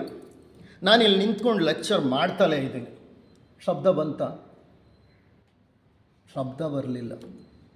ಶಬ್ದ ತರಂಗ ಬಂತು ಅಷ್ಟೆ. ಆ ತರಂಗಕ್ಕೆ ಶಬ್ದ ಅನ್ನೋ ಅರ್ಥ ಬರಬೇಕಂದ್ರೆ ಯಾರಿರಬೇಕು? ಕೇಳಿಸ್ಕೊಳ್ಳೋ ಒಬ್ಬ ವ್ಯಕ್ತಿ ಇರಬೇಕು. ವ್ಯಕ್ತಿ ಇದ್ದರೆ ಸೌಂಡ್ ವೇವ್ ಬಿಕಮ್ಸ್ ಸೌಂಡ್. ಅರ್ಥ ಆಗ್ತಿದೆಯಾ ನಾ ಹೇಳ್ತಿರೋದು? ಕೇಳಿಸ್ಕೊಳ್ಳೋರೇ ಇಲ್ಲ ಅಂತಂದರೆ, ಕೇಳಿಸ್ಕೊಳ್ಳೋ ಕಿವಿನೇ ಇಲ್ಲ ಅಂತ ಅಂದರೆ, ಗಾಳಿಯಲ್ಲಿ ಶಬ್ದದ ತರಂಗಗಳಿರುತ್ತೆ ಹೊರತು ಅದು ಶಬ್ದ ಅನ್ನೋದು ಯಾರ ಪರಿವಿಗೂ ಬರೋದಿಲ್ಲ. ಹಾಗಾದರೆ ಈ ಜಗತ್ತು ಅನ್ನೋದು ಅರ್ಥ ಆಗಬೇಕಂದ್ರೆ ನಮ್ಮಂತಹ ಮನುಷ್ಯರು ಅಥವಾ ಜೀವಿಗಳು ಇರಬೇಕು. ಜೀವಿಗಳಿಲ್ಲ ಅಂತ ಅಂದರೆ, ಈ ಸೆನ್ಸರಿ ಪರ್ಸೆಪ್ಷನ್ಸ್ನ ರಿಸೀವ್ ಮಾಡೋರೇ ಇಲ್ಲ ಅಂದರೆ that particular thing cannot be felt or experienced. ಅದನ್ನು ಅನುಭವಿಸಲಿಕ್ಕೆ ಸಾಧ್ಯವೇ ಇಲ್ಲ. ಅವರು ಆ ಪ್ರಶ್ನೆ ಇಷ್ಟೇ ಹೇಳಿದ್ದು, ಶಬ್ದ ಯಾವ ರೀತಿ ಬರುತ್ತೆ. ಅವರೆಲ್ಲ ಎಕ್ಸ್ಪ್ಲೈನ್ ಮಾಡಿದ್ರು ಹುಡುಗರು. ಹಾಗಾದರೆ ಆ ದ್ವೀಪದಲ್ಲಿ ಯಾವುದೂ ಜೀವಿಯೇ ಬದುಕಿಲ್ಲ. ಹಾಗಾದರೆ ಶಬ್ದಗಳಿದೆಯಾ? ಅಲ್ಲೇ ಶಬ್ದಗಳ ತರಂಗಗಳಿದೆಯಾ? ಬರೀ ತರಂಗಗಳಿದೆ. ತರಂಗಗಳಿಗೆ ಅರ್ಥ ಬರಬೇಕಂತಂದರೆ ಅಲ್ಲಿ ಯಾರು ಇರಬೇಕಾಗತ್ತೆ? ಇನ್ನೊಂದು ಕೇಳಿಸ್ಕೊಳ್ಳೋ ಜೀವಿ ಇರಬೇಕಾಗತ್ತೆ. ಇಲ್ಲ ಅಂದರೆ no perception becomes meaningful. No sensory organs are existing ಅಂತ ಅಂದರೆ, ಸೆನ್ಸ್ ಆರ್ಗನ್ಸೇ ಇಲ್ಲ ಅಂತಂದರೆ ಈ ಜಗತ್ತಿಗೆ ಅರ್ಥವೇ ಇಲ್ಲ. ನಾವು ನೋಡ್ತಿರೋ ಜಗತ್ತಿಗೆ ಅರ್ಥ ಇಲ್ಲ. ಹಾಗಾದರೆ ನೀವು ಆಲೋಚನೆ ಮಾಡಿ, ಏನೋ ಅದೊಂದಿತ್ತು, ಏನು ಇರದ ಒಲಿತ್ತು, ಮೌನ ಚೈತನ್ಯ ಒಂದದು ತಾನೇ ತಾನು, ಇನ್ಯಾರೂ ಇಲ್ಲ, ಇನ್ನೇನೂ ಇಲ್ಲ, ಮತ್ತೆಂದೂ ಇಲ್ಲ. ಹಾಗಾದರೆ ಅಲ್ಲಿ ಸದ್ದಿದೆಯಾ? ಶಬ್ದ ಇದೆಯಾ? ಶಬ್ದವಿಲ್ಲ, ಸುಳಿವಿಲ್ಲ, ಇಲ್ಲೇನೋ ಒಂದು ಇದೆ ಅನ್ನೋಂತಹ ಸುಳಿವು ಇಲ್ಲ. ಘಮಲು ಅಂದರೆ ಟೇಸ್ಟ್ ಇಲ್ಲ, ಸವಿ ಸೋಕಿಲ್ಲ. ಘಮಲು ವಾಸನೆ, ಸವಿ ಸೋಕಿಲ್ಲ, ಟೇಸ್ಟು ಇಲ್ಲ, ಸ್ಮೆಲ್ಲು ಇಲ್ಲ.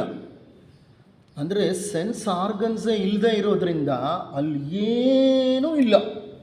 ನಿದ್ರಿಪನ ಮನದ ಒಲು ತನ್ನರಿವುಮಿಲ್ಲ. ಆಳವಾಗಿ ನಿದ್ರೆ ಮಾಡ್ತಿರೋ ವ್ಯಕ್ತಿಗೆ ಜಗತ್ತೇ ಇರಲ್ಲ. ಅವನು ಎದ್ದಾಗ ನಾನು ಬದುಕಿದ್ದೀನ, ಅವನಿಗೆ ಆ ಒಂದು ಕ್ವೆಶ್ಚನ್ ಬರುತ್ತೆ, ನಾನು ಎಲ್ಲಿದ್ದೆ ಇಷ್ಟೊತ್ತು? ಕಾರಣ ಅವನು ಅಷ್ಟು ಆ ಗಾಢ ನಿದ್ರೆಗೆ ಹೋಗ್ಬಿಟ್ಟಿದ್ದಾನೆ, ಜಗತ್ತಿನಿಂದ ಬಿಡಿಸ್ಕೊಂಡು ಬಿಟ್ಟಿದ್ದಾನೆ. ಅವನ ಸೆನ್ಸ್ ಆರ್ಗನ್ಸು ಕೆಲಸ ಮಾಡ್ತಾ ಇದ್ರೂ ಅವನ ಪ್ರಜ್ಞೆ ಒಳಮುಖವಾಗಿಬಿಟ್ಟಿದೆ, ಸುಷುಪ್ತಿಗೆ ಹೋಗ್ಬಿಟ್ಟಿದ್ದಾನೆ. ಧ್ಯಾನದ ಸುಷುಪ್ತಿ ಅಲ್ಲ, ನಿದ್ರಾ ಸುಷುಪ್ತಿ ಅದು. ಓಕೆ, ಧ್ಯಾನದ ಸುಷುಪ್ತಿಯಲ್ಲಿ ಎಚ್ಚರ ಇರುತ್ತೆ, ಇದು ನಿದ್ರಾ ಸುಷುಪ್ತಿ. ಕುಂಭಕರ್ಣನ ಥರ ನಿದ್ರೆ ಮಾಡೋನು ಎದ್ದರೆ ಜಗತ್ತಿತ್ತ ಇಷ್ಟು ದಿವಸ ನಾನು ಇರಲಿಲ್ವಲ್ಲ, ಎಲ್ಲೋಗಿದ್ದೆ ನಾನು ಅನ್ನೋಂಥ ಪ್ರಶ್ನೆ ಬರುತ್ತೆ.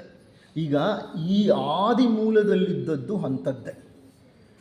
ಏನಿತ್ತು ಏನಿಲ್ಲ, ಆ ಗಾಢ ನಿದ್ರೆಯಲ್ಲಿದೆ ಏನೋ ಅನ್ನೋ ಥರ ಇತ್ತು. ಅದಾದಮೇಲೆ ಏನಾಯಿತು? ಸೃಷ್ಟಿ ಪೂರ್ವದೊಳಿರ್ದುದ ಬ್ರಹ್ಮ ಸದ್ವಸ್ತು, ಸ್ಪಷ್ಟ ಬಡದ ರಹಸ್ಯದೇಕೈಕ ವಸ್ತು. ಸೃಷ್ಟಿ ಪೂರ್ವದಲ್ಲಿ ಅಂಥ ಒಂದು ಬ್ರಹ್ಮ ಸದ್ವಸ್ತುವಿತ್ತು. ಅದನ್ನೇ ಪರಬ್ರಹ್ಮನ್ ಅಂತ ಉಪನಿಷತ್ತುಗಳು ಹೇಳಿದ್ದು. ಅದನ್ನೇ ಸೀಕ್ರೆಟ್ ಡಾಕ್ಟ್ರಿನ್ ಒಯಾಹೋ ಅಂತ ಹೇಳುತ್ತೆ. OEAHOO, ಅದನ್ನು ಪ್ರೊನೌನ್ಸ್ ಮಾಡೋದು ಕಷ್ಟ ನಮಗೆ. ಒಯಾಹೋ ಅಂತ, ಅದನ್ನೇ ಅನ್ಮ್ಯಾನಿಫೆಸ್ಟ್ ಅಂತ ಹೇಳುತ್ತೆ ಅದು ಸೀಕ್ರೆಟ್ ಡಾಕ್ಟ್ರಿನ್. ಆ ಸೃಷ್ಟಿ ಪೂರ್ವದಲ್ಲಿ ಅಂಥ ಒಂದು ಪರಬ್ರಹ್ಮ ಸದ್ವಸ್ತುವಿತ್ತು, ಸ್ಪಷ್ಟ ಬಡದ ರಹಸ್ಯದೇಕೈಕ ವಸ್ತು. ಅದರ ಬಗ್ಗೆ ಯಾವ ಸ್ಪಷ್ಟತೆಯೂ ಇಲ್ಲ, ರಹಸ್ಯವಾದದ್ದು ಏಕೈಕ ವಸ್ತು, ಓನ್ಲಿ ಒನ್. ಅಂದರೆ ಅದ್ವೈತ. ದ್ವೈತವೇ ಹುಟ್ಟಿಲ್ಲ. ನಿರ್ಗುಣ, ಅದು ಸಗುಣ ಬ್ರಹ್ಮ ಅಲ್ಲ, ನಿರ್ಗುಣ ಬ್ರಹ್ಮ. ಡಿಫರೆನ್ಷಿಯೇಷನ್ನೇ ಆಗಿಲ್ಲ. ಈಗ ನೀವೊಂದು ಬೀಜ ತೆಗೆದು ಭೂಮಿಗೆ ಹಾಕ್ತೀರಿ. ಆ ಬೀಜದಲ್ಲಿ ಎಂಥ ಶಕ್ತಿ ಇದೆ ಗೊತ್ತಾ? ಮುಂದೆ ಬೆಳೆದು ದೊಡ್ಡ ಆಲದ ಮರ ಆಗೋ ಶಕ್ತಿ ಇದೆ. ಅಷ್ಟು ಶಕ್ತಿಯನ್ನು ಪೊಟೆನ್ಷಿಯಲ್, ಪ್ಲ್ಯೂರಿಪೊಟೆನ್ಷಿಯಲ್, ಅದು ಪ್ಲ್ಯೂರಿಪೊಟೆನ್ಷಿಯಲ್. ಅಂಥ ಪ್ಲ್ಯೂರಿಪೊಟೆನ್ಷಿಯಲ್ ಸಾಸಿವೆ ಅಂತ ಕಾಳನ್ನ ನೀವು ಮಣ್ಣಲ್ಲಿ ಹಾಕಿ ನೀರು ಬೆಳಕು ಕೊಟ್ಟರೆ ಅದೇನಾಗುತ್ತೆ? ಅದು ಇಟ್ ಸ್ಟಾರ್ಟ್ಸ್ ಡಿಫ್ರೆನ್ಷಿಯೇಟಿಂಗ್ ಅಂದರೆ ಮೊಳಕೆ ಹೊಡೆಯುತ್ತೆ, ಸಣ್ಣ ಕುಡಿ ಹೊರಗೆ ಬರುತ್ತೆ, ಕುಡಿಯಿಂದ ಎಲೆಗಳು ಬರುತ್ತೆ, ಕುಡಿ ಕೆಳಗೆ ಒಂದು ಕಾಂಡ ಬೆಳೆಯುತ್ತೆ, ಕಾಂಡ ಬೆಳೀತಾ ಬೆಳೀತಾ ಸುಮಾರು ಬ್ರಾಂಚ್ಗಳಾಗತ್ತೆ, ಆ ಬ್ರಾಂಚ್ಗಳಿಂದ ಎಷ್ಟೊಂದು ಎಲೆಗಳು ಬರುತ್ತೆ, ಮುಂದೆ ಅದರಲ್ಲಿ ಸಣ್ಣ ಹೂಗಳು ಬಿಡುತ್ತೆ, ಹೂಗಳು ಪೀಚಾಗತ್ತೆ, ಪೀಚು ಕಾಯಾಗತ್ತೆ, ಕಾಯಿ ಹಣ್ಣಾಗತ್ತೆ, ಹಣ್ಣಾಗಿದ್ದು ಉದುರಿ ಬೀಳುತ್ತೆ, ಉದುರಿ ಬಿದ್ದಾಗ ಅದರಲ್ಲಿ ನೋಡಿದ್ರೆ ಯಾವೊಂದು ಬೀಜವನ್ನು ನೀವು ಮಣ್ಣಲ್ಲಿ ಹಾಕಿದ್ರೋ ಅಂಥದ್ದೇ 100,000 ಬೀಜಗಳು ಅದರಲ್ಲಿರುತ್ತೆ. ಈಗ ಆ ಬೀಜ ನೋಡೋಕ್ಕೆ ಹೆಂಗಿತ್ತು? ಬೆಳೀತಾ ಬೆಳೀತಾ ಅದರಲ್ಲಿ ಎಲೆಗಳಾಯಿತು, ಅದರಲ್ಲಿ ಕಾಂಡ ಬೆಳೀತು, ಅದರಲ್ಲಿ ಶಾಖೆಗಳು ಬೆಳೀತು, ಹೂಗಳು ಬೆಳೀತು, ಪೀಚುಗಳಾಯಿತು, ಮೊಗ್ಗುಗಳಾಯಿತು, ಹೂಗಳಾಯಿತು, ಹಣ್ಣುಗಳಾಯಿತು, ಕಾಯಿಗಳಾಯಿತು. It differentiated. ಅರ್ಥ ಆಯ್ತಾ? ಮಗು ಹುಟ್ಟಕ್ಕೆ ಮೊದಲು ತಂದೆ ತಾಯಿಯರ ಒಂದೊಂದು ಜೀವಕೋಶ ಸೇರಿ ಝೈಗೋಟ್ ಅಂತ ಆದಾಗ ಅದು ಒಂದೇ ಏಕಕೋಶ. ಆ ಏಕಕೋಶದಲ್ಲಿ ಯಾವ ಅವಯವಗಳು ಇರೋದಿಲ್ಲ.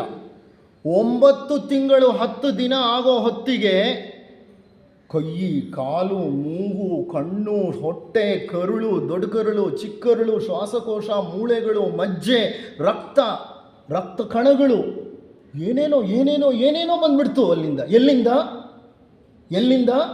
ಒಂದೇ ಒಂದು ಕೋಶದಿಂದ. ಹಾಗೆ ಈ ಜಗತ್ತಿನಲ್ಲಿ ನಾವು ಕೋಟ್ಯಾಂತರ ಜೀವಿಗಳು ಬದುಕಿದ್ದೀವಿ. ಈ ಕೋಟ್ಯಾಂತರ ಜೀವಿಗಳಿಗೆ ಆದಿಮೂಲ ಯಾವುದು? ನಾನೀಗ ನಿಮ್ಗೆ ಹೇಳ್ತಿದ್ದೀನಲ್ಲ, ಅದು ಆದಿಮೂಲ. ಸೃಷ್ಟಿಗೆ ಮುಂದೆ ಇದ್ದ ಮೂಲ, ಸೃಷ್ಟಿಗೆ ಹಿಂದೆ ಇದ್ದ ಮೂಲ, ಸೃಷ್ಟಿಯ ಹಿಂದೆ, ಸೃಷ್ಟಿಗೆ ಗತದಲ್ಲಿ ಇದ್ದಂಥ ಮೂಲ.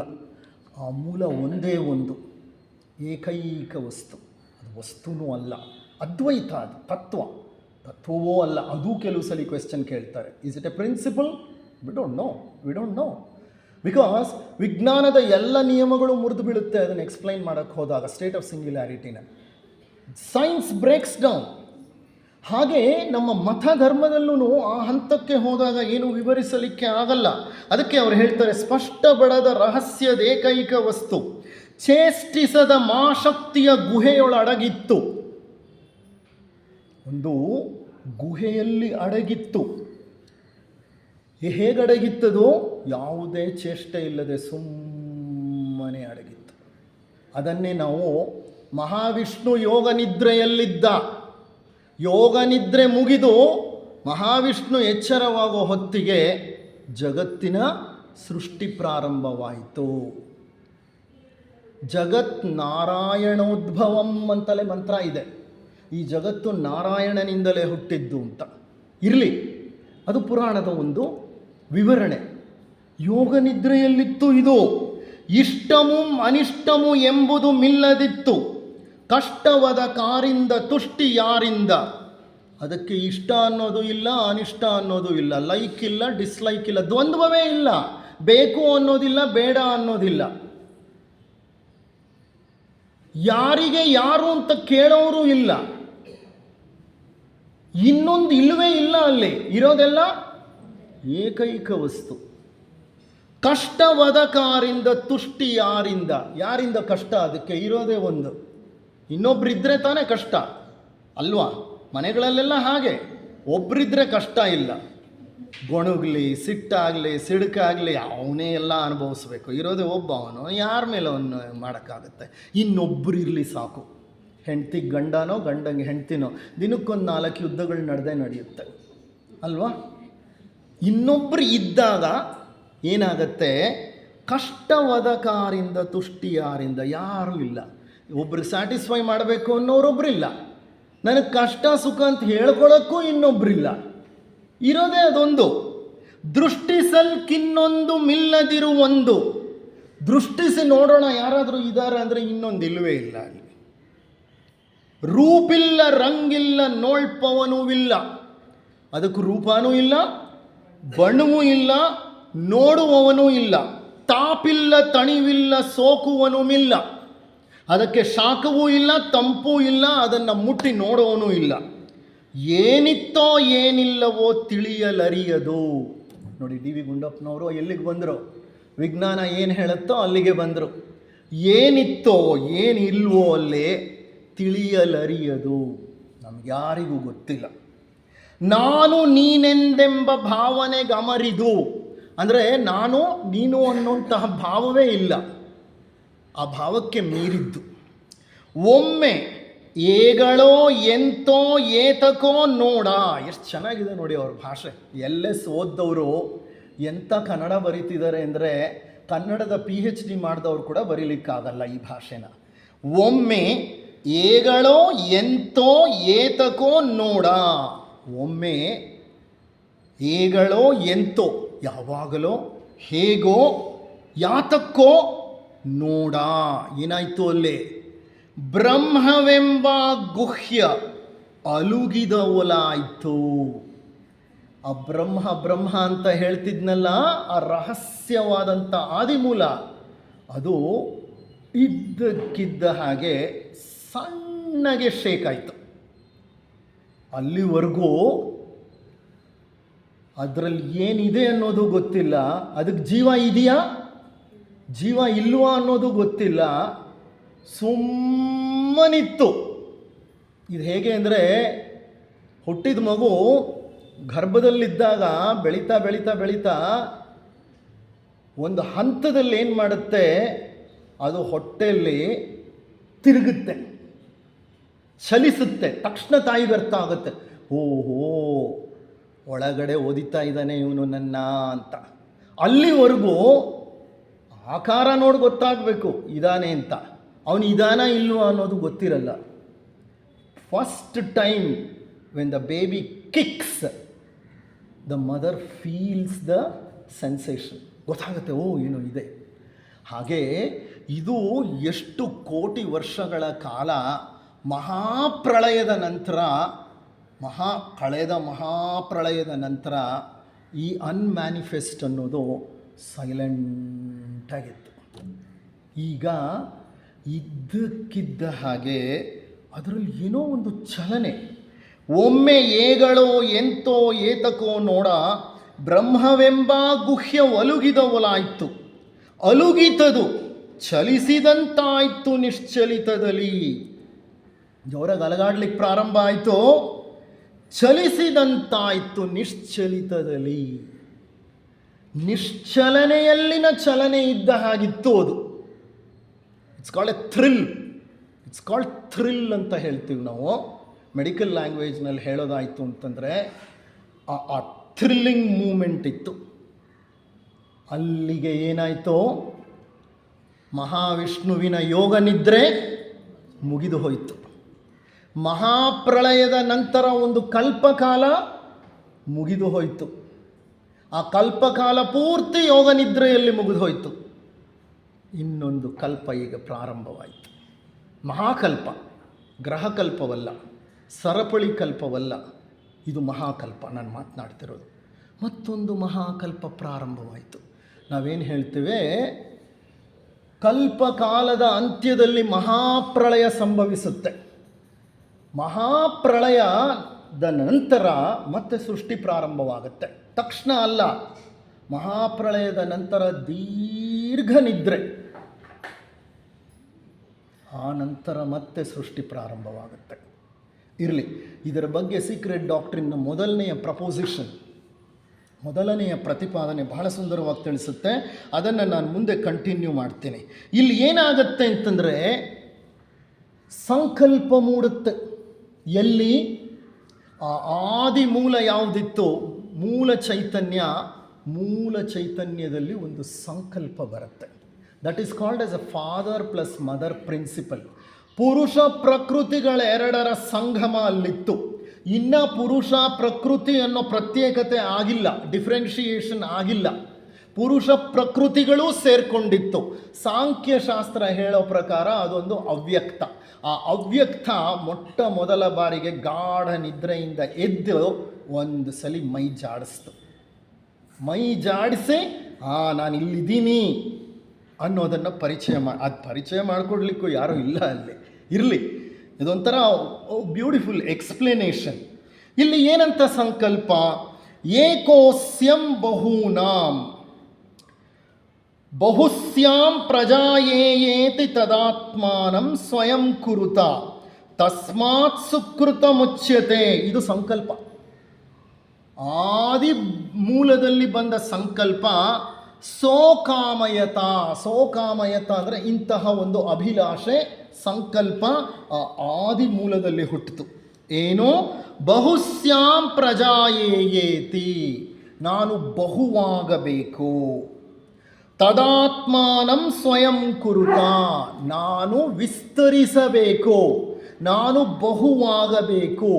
ಏಕೋಸ್ಯಂ ಬಹೂನಾಂ, ಒಬ್ಬನಿರುವಂತಹ ಈ ಜೀವನ ನನಗೆ ಬಹಳ ಬೇಸರವಾಗ್ತಿದೆ. ನಾನೇನು ಮಾಡಬೇಕೀಗ? ಹಲವಾರು ಸೃಷ್ಟಿಯಲ್ಲಿ ತೊಡಗಿಕೊಳ್ಳಬೇಕು ಅಂತ ಆದಿ ಮೂಲ ತನ್ನ ಲೀಲೆಯನ್ನು ಪ್ರಾರಂಭ ಮಾಡಿಬಿಡುತ್ತೆ. ಆ ಲೀಲೆ ಪ್ರಾರಂಭವಾದಾಗ ಅಲ್ಲೇ ನಿರ್ಗುಣ ಬ್ರಹ್ಮ, ಸಗುಣ ಬ್ರಹ್ಮ, ಸತ್ವ, ತಮಸ್ಸು, ರಜಸ್ಸು, 3 ಗುಣಗಳ ಉತ್ಪತ್ತಿಯಾಗತ್ತೆ. ಅವುಗಳೊಂದಿಗೆ ಪುರುಷ ಮತ್ತು ಪ್ರಕೃತಿ, ಮೇಲ್ ಆ್ಯಂಡ್ ಫೀಮೇಲ್ ಪ್ರಿನ್ಸಿಪಲ್ಸ್, ಸಾಂಖ್ಯ ಹೇಳೋ ಥರ ಪುರುಷ ಮತ್ತು ಪ್ರಕೃತಿ ತತ್ವಗಳು ಉತ್ಪತ್ತಿಯಾಗತ್ತೆ. ಇದನ್ನು ಚೈನಾ ಭಾಷೆಯಲ್ಲಿ ಜಾಪನೀಯರು ಹೇಳೋ ಥರ ಯಿಂಗ್ ಆ್ಯಂಡ್ ಯಾಂಗ್ ಅಂತಾರೆ. ಅವರು male and female, yin and yang. ನಮ್ಮ ಸಂಸ್ಕೃತದಲ್ಲಿ ಪುರುಷ ಮತ್ತು ಪ್ರಕೃತಿ ಅಂತ ಹೇಳ್ತೀವಿ. ಕ್ರೈಸ್ತ ಧರ್ಮದಲ್ಲೂ ಸಹ ಪುರುಷ ಮತ್ತು ಪ್ರಕೃತಿ ಅನ್ನೋದು ಬರುತ್ತೆ. ಪ್ಲೀಸ್ ರೀಡ್ ಡ ವಿನ್ಸಿ ಕೋಡ್. ನಿಮಗೆ ಆ ಪುಸ್ತಕ ಸಿಕ್ಕಿದ್ರೆ, I have forgotten the author's name. ಡ ವಿನ್ಸಿ ಕೋಡ್ ಅಂತ. It's A beautiful book of Christianity. ಕ್ರೈಸ್ತ ಮತಕ್ಕೆ ಸಂಬಂಧಪಟ್ಟಂತಹ ಯೇಸು ಕ್ರಿಸ್ತ ಮತ್ತು ಮೇರಿ ಮ್ಯಾಗ್ಡಲೀನ್ ಅವರ ಒಂದು ಕತೆ. ಬಹಳ ರೋಚಕವಾಗಿದೆ ಅದು. ಆ ಕತೆ ಬಹಳ ಸುಂದರವಾಗಿದೆ. ಆ ಕತೆ ತುಂಬ ಈ ಪುರುಷ ಮತ್ತು ಪ್ರಕೃತಿ ತತ್ವಗಳ ಬಗ್ಗೆನೇ ವಿವರಣೆ. ವಿಜ್ಞಾನ ಸಹ ಇದನ್ನು ಇದು ಮ್ಯಾಸ್ಕ್ಯುಲೈನ್ ಆ್ಯಂಡ್ ಫೆಮಿನೈನ್ ಅಂತಲೇ ಪಾರ್ಟ್ ಮಾಡುತ್ತೆ. ಈ ಥರ 2 ತತ್ವಗಳು ಅಲ್ಲಿ ಉತ್ಪತ್ತಿಯಾಗತ್ತೆ. ಈ ಸೃಷ್ಟಿಗೆ ಸಂಬಂಧಪಟ್ಟ ಹಾಗೆ ಶೃಂಗಾರ ಮಂಗಳಂ ಇಷ್ಟು ಸುಂದರವಾಗಿ ಸೃಷ್ಟಿ ಪೂರ್ವದ ಸ್ಥಿತಿಯನ್ನು ಸೃಷ್ಟಿ ಪ್ರಾರಂಭವಾಗುವ ತನಕ ವಿವರಿಸಿದರೆ, ಋಗ್ವೇದದಲ್ಲಿ 10ನೆಯ ಮಂಡಲ 127ರಿಂದ 130 ತನಕ ಶ್ಲೋಕಗಳು. ನಾಸದೀಯ ಸೂಕ್ತ ಅಂತಾರೆ ಇದನ್ನು. ಋಗ್ವೇದದಲ್ಲಿ ನಾಸದೀಯ ಸೂಕ್ತ. ಈ ನಾಸದೀಯ ಸೂಕ್ತದಲ್ಲಿ ಸೃಷ್ಟಿಯ ಬಗ್ಗೆ ವಿವರಣೆ ಕೊಡ್ತಾರೆ. ಇದುವರೆಗೂ ನಾನು ಹೇಳಿದ್ದು ಡಿ ವಿ ಗುಂಡಪ್ಪನವ್ರು ಹೇಳಿದ್ದು. ಅದ್ರ ಜೊತೆಗೆ ಅಲ್ಲಲ್ಲಿ ನಿಮಗೆ ವಿಜ್ಞಾನ ಮತ್ತು secret doctrine, book of John ಅದರ ಬಗ್ಗೆ ಹೇಳ್ತಾ ಇದ್ದೆ. ಈಗ ನಮ್ಮ ಋಗ್ವೇದ ಏನು ಹೇಳುತ್ತೆ? ಎಲ್ಲ ವೇದಗಳಿಗೂ ಮೊಟ್ಟ ಮೊದಲನೆಯ ವೇದ ಯಾವುದು? ಋಗ್ವೇದ. ಬಹಳ ಪುರಾತನವಾದಂಥ ವೇದ ಅದು. ಆ ಋಗ್ವೇದದಲ್ಲಿ ಏನು ಹೇಳುತ್ತೆ ಶ್ಲೋಕ ಅಂತ ಅಂದರೆ, ನಾಸದೀಯ ಸೂಕ್ತದಲ್ಲಿ ಬರುತ್ತೆ ಇದು.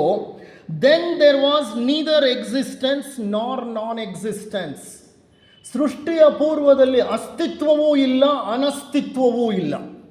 ಇದಂಗೆ ಅರ್ಥ ಮಾಡ್ಕೊಳ್ಳೋದು? ಅಸ್ತಿತ್ವ ಅಂತ ಅಂದರೆ ಎಕ್ಸಿಸ್ಟೆನ್ಸ್, ಅನಸ್ತಿತ್ವ ಅಂದರೆ ನಾನ್ ಎಕ್ಸಿಸ್ಟೆನ್ಸ್, ಇರೋದು ಇಲ್ಲದೆ ಇರೋದು. ಇದೇನು ಹೇಳುತ್ತೆ ಈ ಸೂಕ್ತ? ಸೃಷ್ಟಿಯ ಪೂರ್ವದಲ್ಲಿ ಇದ್ದದ್ದು ಇಲ್ಲ, ಇಲ್ಲದೆ ಇದ್ದದ್ದು ಇಲ್ಲ. ಅಂದರೆ ಅರ್ಥ ಏನು ನೋಡಿ? That is what I am telling. ಆದಿ ಮೂಲಕ್ಕೆ ಹೋದಾಗ ವೇದ ಸಹ ಸೋತು ಹೋಗುತ್ತೆ ಎಕ್ಸ್ಪ್ಲೈನ್ ಮಾಡಲಿಕ್ಕೆ. It uses a language which is paradoxical. ವಿರೋಧಾಭಾಸಗಳಿಂದ ಕೂಡಿದ ಪದಗಳನ್ನು ತಂದು ಕೊಟ್ಟು ಬಿಡ್ತಾರೆ ಋಷಿಗಳು. ಅವ್ರಿಗೂ ಅರ್ಥ ಆಗಿಲ್ಲ ಅದಕ್ಕೆ ಮೊದಲು ಏನಿತ್ತು ಅಂತ. Then there was neither existence nor non existence ಅಂದರೆ ಅಲ್ಲಿ ಅಸ್ತಿತ್ವವಿರೋದು ಇಲ್ಲ, ಅಸ್ತಿತ್ವವಿಲ್ಲದೆ ಇರೋದು ಇಲ್ಲ. ಹಾಗಾದರೆ ಏನಿತ್ತು? ಇಲ್ಲ ಮೇಲಿರಬೇಕು, ಇಲ್ಲ ಕೆಳಗಿರಬೇಕು, ಮೇಲೂ ಇಲ್ಲ ಕೆಳಗೂ ಇಲ್ಲ ಅಂದರೆ ಎಲ್ಲಿ? ಆ ಮಧ್ಯದಲ್ಲಿ ಅನ್ನೋದನ್ನ ಅರ್ಥ ಮಾಡ್ಕೊಳ್ಳಿಕ್ಕೆ ಆಗದೇ ಇಲ್ವೇ ಇಲ್ಲಿ? ಸಾಧ್ಯನೇ ಇಲ್ವಲ್ಲ. ಇಲ್ಲ ಒಂದು ವಸ್ತು ಇರಬೇಕು, ಇಲ್ಲ ಆ ಒಂದು ವಸ್ತು ಇಲ್ಲದೆ ಇರಬೇಕು. ಅರ್ಧ ಇದೆ ಅರ್ಧ ಇಲ್ಲ ಅಂದರೆ ಅದೆಂಥದ್ದು? It is not possible. So the language is breaking down here. An absolute void, darkness hidden in darkness. ಆ ಸೂಕ್ತ ಏನು ಹೇಳುತ್ತೆ ಅಂದರೆ, ಆಬ್ಸಲ್ಯೂಟ್ ವಾಯ್ಡ್, ಒಂದು ನಿರಪೇಕ್ಷ ಶೂನ್ಯವಿತ್ತು. ಸಾಪೇಕ್ಷ ಶೂನ್ಯ ಅಲ್ಲ, ನಿರಪೇಕ್ಷ. ಆಬ್ಸಲ್ಯೂಟ್ ವಾಯ್ಡ್, ರಿಲೇಟಿವ್ ವಾಯ್ಡ್ ಅಲ್ಲ. ರಿಲೇಟಿವ್ ಅಂದರೆ ಇನ್ನೊಂದಿದೆ ಅಂತ, ಆಬ್ಸಲ್ಯೂಟ್ ಅಂದರೆ ಇನ್ನೊಂದಿಲ್ಲ. ಆಬ್ಸಲ್ಯೂಟ್ ವಾಯ್ಡ್ ಆಗಿತ್ತು ಅದು. ಅಲ್ಲೇನಿತ್ತು? Darkness hidden in darkness. ಕತ್ತಲೆಯ ಗರ್ಭದಲ್ಲಿ ಕತ್ತಲೆ ಅಡಗಿತ್ತು. ಎಷ್ಟು ಕಷ್ಟ ನೋಡಿ ಈ ಭಾಷೆ. ಕತ್ತಲೆಯ ಗರ್ಭದಲ್ಲಿ ಕತ್ತಲೆ. ಇನ್ನೇನು ಕತ್ತಲೆ ಗರ್ಭದಲ್ಲಿ ಬೆಳಕು ಅಡಗಿರ್ಲಿಕ್ಕೆ ಸಾಧ್ಯ ಇದೆಯಾ? ಕತ್ತಲೆ ಗರ್ಭದಲ್ಲೇ ಇನ್ನೂ ಆಳ ಕತ್ತಲೆ ಅಡಗಿತ್ತು. ಅಲ್ಲಿ ಬೆಳಕೇ ಇರಲಿಲ್ಲ. ಇನ್ನು ಈ ಜಗತ್ತಿನಲ್ಲಿ sunlight was not there, light was not there. Forget sunlight, any light was not there. ವಾ, ಅದು ಯಾವ ಥರದ್ದು! ದಯವಿಟ್ಟು ನಾನೀಗ ಹೇಳ್ತಾ ಇರೋ ಈ ವಿಷಯವನ್ನು ನೀವು ಕಲ್ಪನೆ ಮಾಡ್ಕೊಳ್ಳಿಕ್ಕೆ ಹೋಗಿ. ನಿಮ್ಮ ಪ್ರಜ್ಞೆ ಮೇಲಕ್ಕೆ ಹೋಗಬೇಕು. ನಾನು ಇದನ್ನೆಲ್ಲ ಸುಮಾರು ಒಂದು 26-27 ವರ್ಷದ ಹಿಂದೆ ಓದ್ತಾ ಇದ್ದಾಗ ನನಗೆ ರೋಮಾಂಚನವಾಗ್ತಿತ್ತು. ಯಾಕೆಂದರೆ I use to imagine. Imagination is the best faculty in a human being. ಬೆಸೆಂಟರಿಗಿದ್ದದ್ದ ಶಕ್ತಿನೇ ಕಲ್ಪನಾ ಶಕ್ತಿ. ಚಿಕ್ಕ ವಯಸ್ಸಿನಲ್ಲೇ ಮಹಾಕಲ್ಪನಾ ಶಕ್ತಿ ಇತ್ತು ಅವರಿಗೆ, ಬಹಳ ಬೆಳೆದ ಕಲ್ಪನಾ ಶಕ್ತಿ ಇತ್ತು ಅವರಿಗೆ. ನೀವು ಇಮ್ಯಾಜಿನ್ ಮಾಡ್ಕೋಬೇಕಿದ್ದನ್ನು. ಸುಮ್ಮನೆ ಪದಗಳನ್ನು ಕೇಳಿಸ್ಕೊಂಡ್ರೆ ಇದು ಅರ್ಥ ಆಗೋದಿಲ್ಲ. Can such A situation? ಏನೂ ಇಲ್ಲ, ಬೆಳಕು ಇಲ್ಲ, ಬಿಸಿ ಇಲ್ಲ, ತಂಪಿಲ್ಲ, ಗಾಳಿ ಇಲ್ಲ, ಆಕಾಶ ಇಲ್ಲ, ವಸ್ತು ಇಲ್ಲ, ಶಕ್ತಿ ಇಲ್ಲ, ಕಾಲ ಪ್ರಾರಂಭ ಆಗಿಲ್ಲ, ಮತ್ತು ಅಂತರಿಕ್ಷವೂ ಇಲ್ಲ, ಸ್ಥಳನೂ ಇಲ್ಲ. ಅದೆಂಥದ್ದು? ಹೆಂಗಿತ್ತು ಹಾಗಾದರೆ ಅದು? ಬಹಳ ಅದ್ಭುತವಾಗಿತ್ತು. ನಮ್ಮ ಮನಸ್ಸಿಗೆ ಮೀರಿದ್ದು ಅದು. N absolute void, darkness hidden in darkness, neither time nor space, only ಮೋಷನ್ಲೆಸ್ vibration. Rigveda ಹೇಳ್ತಿದೆ ಈ ಮಾತು. ವಿಜ್ಞಾನಕ್ಕೆ ಸಂಬಂಧಪಟ್ಟ ಮಾತನ್ನು ಸುಮಾರು 5,000-6,000 ವರ್ಷಗಳ ಹಿಂದೆ ಬರೆದ ಋಗ್ವೇದದ ನಾಸದಿಯ ಸೂಕ್ತದಲ್ಲಿದೆ. ಏನು ಹೇಳ್ತಾರೆ ಅವರು? ನೀದರ್ ಟೈಮ್ ಅನ್ನೋ ಕಾನ್ಸೆಪ್ಟೇ ಇರಲಿಲ್ಲ. ಟೈಮ್ ಸ್ಟಾರ್ಟೇ ಆಗಿರಲಿಲ್ಲ. Time starts with big bang. ಮಹಾಸ್ಫೋಟ ಆಗಿದ ತಕ್ಷಣ ಟೈಮ್ ಸ್ಟಾರ್ಟೆಡ್ ಟಿಕ್ಕಿಂಗ್. ಅಲ್ಲಿವರೆಗೂ ಟೈಮ್ ಇಲ್ಲ. ಅದೆಂಥದ್ದು ಟೈಮ್ ಇಲ್ಲದೆ ಇರೋ ಕಾಲ? Completely difficult to understand. Neither time nor space, ಸ್ಥಳನೂ ಇಲ್ಲ, ಕಾಲ ಅನ್ನೋದು ಇರಲಿಲ್ಲ. ಓನ್ಲಿ ಮೋಷನ್ಲೆಸ್ ವೈಬ್ರೇಷನ್, ಬರೀ ಚಲನೆ ಇಲ್ಲದ ಕಂಪನಗಳಿತ್ತಂತೆ. ಇದೆಂಥ ಕಂಪನಗಳು? ಕಂಪನ ಅಂದಮೇಲೆ ಚಲನೆ ಇರಲೇಬೇಕು ತಾನೆ. When vibration is there, motion or movement should be there ಅಂತಾನೆ. ಇವ್ರು ಹೇಳ್ತಾ ಇರೋದೇನು? Motionless vibration. ವೈಬ್ರೇಷನ್ ಇದೆಯಂತೆ, ಬಟ್ ಮೋಷನ್ ಇಲ್ವಂತೆ. ಇದು ವಿಜ್ಞಾನಕ್ಕೆ ಅರ್ಥ ಆಗಲ್ಲ. ಇದು ನಮ್ಮ ಭಾಷೆಗೂ ಸಿಲುಕಲ್ಲ, ನಮ್ಮ ಇಮ್ಯಾಜಿನೇಷನ್ಗೂ ಸಿಲುಕಲ್ಲ. ಎಂತಹ ಕಂಪನ ಅಂದರೆ ನಿಶ್ಚಲಿತದಲ್ಲಿ ಚಲನೆ. ಅದನ್ನೇ ಡಿ ವಿ ಗುಂಡಪ್ಪನವ್ರು ಆಗಲೇ ಹೇಳಿದ್ದು. ನಿಶ್ಚಲಿತದಲ್ಲಿ ಚಲನೆ ಇತ್ತಂತೆ. Alone in its glory as in deep meditation. ಅದು ತನ್ನದೇ ಆದಂಥ ವೈಭವ ವಿಜೃಂಭಣೆಯಲ್ಲಿತ್ತು. ತನ್ನದೇ ಆದ ಒಂದು ಪ್ರಜ್ಞೆ, ಅದು ಆತ್ಯಂತಿಕ ಪ್ರಜ್ಞೆ, ಮೂಲ ಪ್ರಜ್ಞೆ, ಆದಿಮೂಲ ಪ್ರಜ್ಞೆ. It is absolute consciousness, totally undifferentiated consciousness. ಅಂತಹ alone in its glory as in deep meditation, ಆಳವಾದ ಧ್ಯಾನದಲ್ಲಿದ್ದಂಗಿತ್ತಂತೆ ಅದು. ಇದು ನಾಸದಿಯ ಸೂಕ್ತದ 10ನೇ ಮಂಡಲ 126-7 ಪ್ರಾರಂಭ ಆಗಿ 130ನೇ ಶ್ಲೋಕದ ತನಕ ಈ ವಿವರಣೆ ಇದೆ. ಇಷ್ಟು ವಿವರಣೆ ಕೊಟ್ಟರು ಋಗ್ವೇದ, ಅದೇನು ಅನ್ನೋದು ನಮ್ಮ ಮನಸ್ಸಿಗೆ ಅರ್ಥ ಆಗ್ತಿಲ್ಲ. ಯಾಕಾಗ್ತಿಲ್ಲ ಹೇಳಿ? ನಮ್ಮ ಮನಸ್ಸು ಕೆಲಸ ಮಾಡೋದು 3 ಡೈಮೆನ್ಷನಲ್ ವರ್ಲ್ಡಲ್ಲಿ. ಅರ್ಥ ಆಯ್ತಾ? ಇದು ಡೈಮೆನ್ಷನ್ಲೆಸ್ ವರ್ಲ್ಡ್. ಇದು ಡೈಮೆನ್ಷನ್ಸೇ ಉತ್ಪತ್ತಿ ಆಗಿಲ್ಲ, ಯಾವ ಡೈಮೆನ್ಷನ್ನು ಇಲ್ಲ ಇಲ್ಲಿ. ಡೈಮೆನ್ಷನ್ ಲೆಸ್ ಅನ್ನೋದನ್ನ ನಾನು ನನ್ನ 3D 4D ವರ್ಲ್ಡಲ್ಲಿ ಕಲ್ಪನೆ ಮಾಡ್ಕೊಳ್ಳಿಕ್ಕೆ ಸಾಧ್ಯ ಇದೆಯಾ? Impossible even to imagine, because my mind doesn't work there. My brain fails to understand because brain has a conceptual framework. ಆ ಫ್ರೇಮ್ವರ್ಕ್ನಲ್ಲೇ ಅದು ಎಲ್ಲವನ್ನು ಅರ್ಥ ಮಾಡ್ಕೊಳ್ಳೋದು. ಈಗ ನಾನು ಲಕ್ಷ್ಮೀಶ ಅವ್ರನ್ನ ಅರ್ಥ ಮಾಡ್ಕೋಬೇಕು ಅಂತಂದರೆ ಅವರು 3D ಪಿಕ್ಚರು. 3D ಪಿಕ್ಚರ್ ಅಂದರೆ ಏನು? ಅವ್ರು ಇಷ್ಟು ಎತ್ತರ ಇದ್ದಾರೆ, ಅವ್ರಿಗೆ ಈ ಥರ ಮೀಸೆ ಇದೆ, ಅವ್ರ ಮುಖ ಹೀಗಿದೆ, ಅವ್ರ ಕೈಕಾಲುಗಳು ಹೀಗಿದೆ. I have A image like that. ಈಗ ಇದನ್ನು ಯಾವ ರೀತಿ ಇದನ್ನು ಅರ್ಥ ಮಾಡ್ಕೊಳ್ತೀರಿ? ಆದಿ ಮೂಲವನ್ನು. ಅದಕ್ಕೆ ಉದ್ದ ಇಲ್ಲ, ಅಗಲ ಇಲ್ಲ, ಶಕ್ತಿ ಇಲ್ಲ, ಬಲ ಇಲ್ಲ, ಸದ್ದಿಲ್ಲ, ನೋಡೋಕ್ಕೆ ಅದಕ್ಕೆ ರೂಪ ಇಲ್ಲ, ರಂಗಿಲ್ಲ, ತಾಪ ಇಲ್ಲ, ತಣಿವಿಲ್ಲ, ಏನೂ ಇಲ್ಲ ಅಂದಾಗ ಅದನ್ನು ಏನರ್ಥ ಮಾಡ್ಕೊಳ್ತೀರಿ ನೀವು? ಅದು ಆದರೆ ಅದು ಶೂನ್ಯ ಅಲ್ಲ, ಅದು ಶೂನ್ಯ ಅಲ್ಲ. ಬೌದ್ಧರು ಅದನ್ನು ಶೂನ್ಯ ಅಂತ ಕರೀತಾರೆ, ಶೂನ್ಯತಾ ಅಂತ ಕರೀತಾರೆ. ಆದರೆ ವಿಜ್ಞಾನ ಹೇಳುತ್ತೆ, ಕ್ಯಾರೆಲ್ ವರ್ನರ್ ಅನ್ನುವಂತಹ ಒಬ್ಬ ಅಸ್ಟ್ರಾನಮರ್, ಎ ಫೇಮಸ್ ಅಸ್ಟ್ರಾನಮರ್, ದೊಡ್ಡ ಖಗೋಳಶಾಸ್ತ್ರಜ್ಞ, he writes about the creation hymn. ಆತ ಈ ಋಗ್ವೇದದ ಈ ಸೂಕ್ತವನ್ನು ನೋಡಿ, ನಮ್ಮಲ್ಲೇ ಹಿಂದೂಗಳಾಗಿ ನಾವೇ ಋಗ್ವೇದದ ಈ ಸೂಕ್ತಗಳನ್ನು ಓದಿಲ್ಲ. ನಾನು ಈಗ ಯಾವಾಗಲೂ ಒಂದು 10-15 ವರ್ಷದ ಹಿಂದೆ ಈ ನಾಸದೀಯ ಸೂಕ್ತದ ಪರಿಚಯ ನನಗಾಗಿದ್ದು. ಅಲ್ಲಿವರೆಗೂ ನನಗೆ ಗೊತ್ತಿರಲಿಲ್ಲ. ಈತ ಯುರೋಪಿಯನ್ ಅಸ್ಟ್ರಾನಮರ್. ಆತ ಈ ಒಂದು ಸೂಕ್ತವನ್ನು ಉದಾಹರಣೆಗೆ ತಗೊಂಡು ಹೇಳ್ತಾನೆ, the him does not describe a state of nothingness. ಈ ಸೂಕ್ತ ಶೂನ್ಯವನ್ನು ವಿವರಿಸುತ್ತಿಲ್ಲ. ಈ ಸೂಕ್ತದ ಪ್ರಕಾರ ಅದು ಶೂನ್ಯವಲ್ಲ, ಆದಿ ಮೂಲದಲ್ಲಿದ್ದದ್ದು ಶೂನ್ಯವಲ್ಲ, ಅದು ಶೂನ್ಯದ ವಿವರಣೆಯಲ್ಲ. ಹಾಗಾದರೆ ಈ ಸೂಕ್ತ ಏನು ಹೇಳುತ್ತೆ ಅಂತಂದರೆ, ದಟ್ ಒನ್ ಅಂತಾನೆ ಆತ.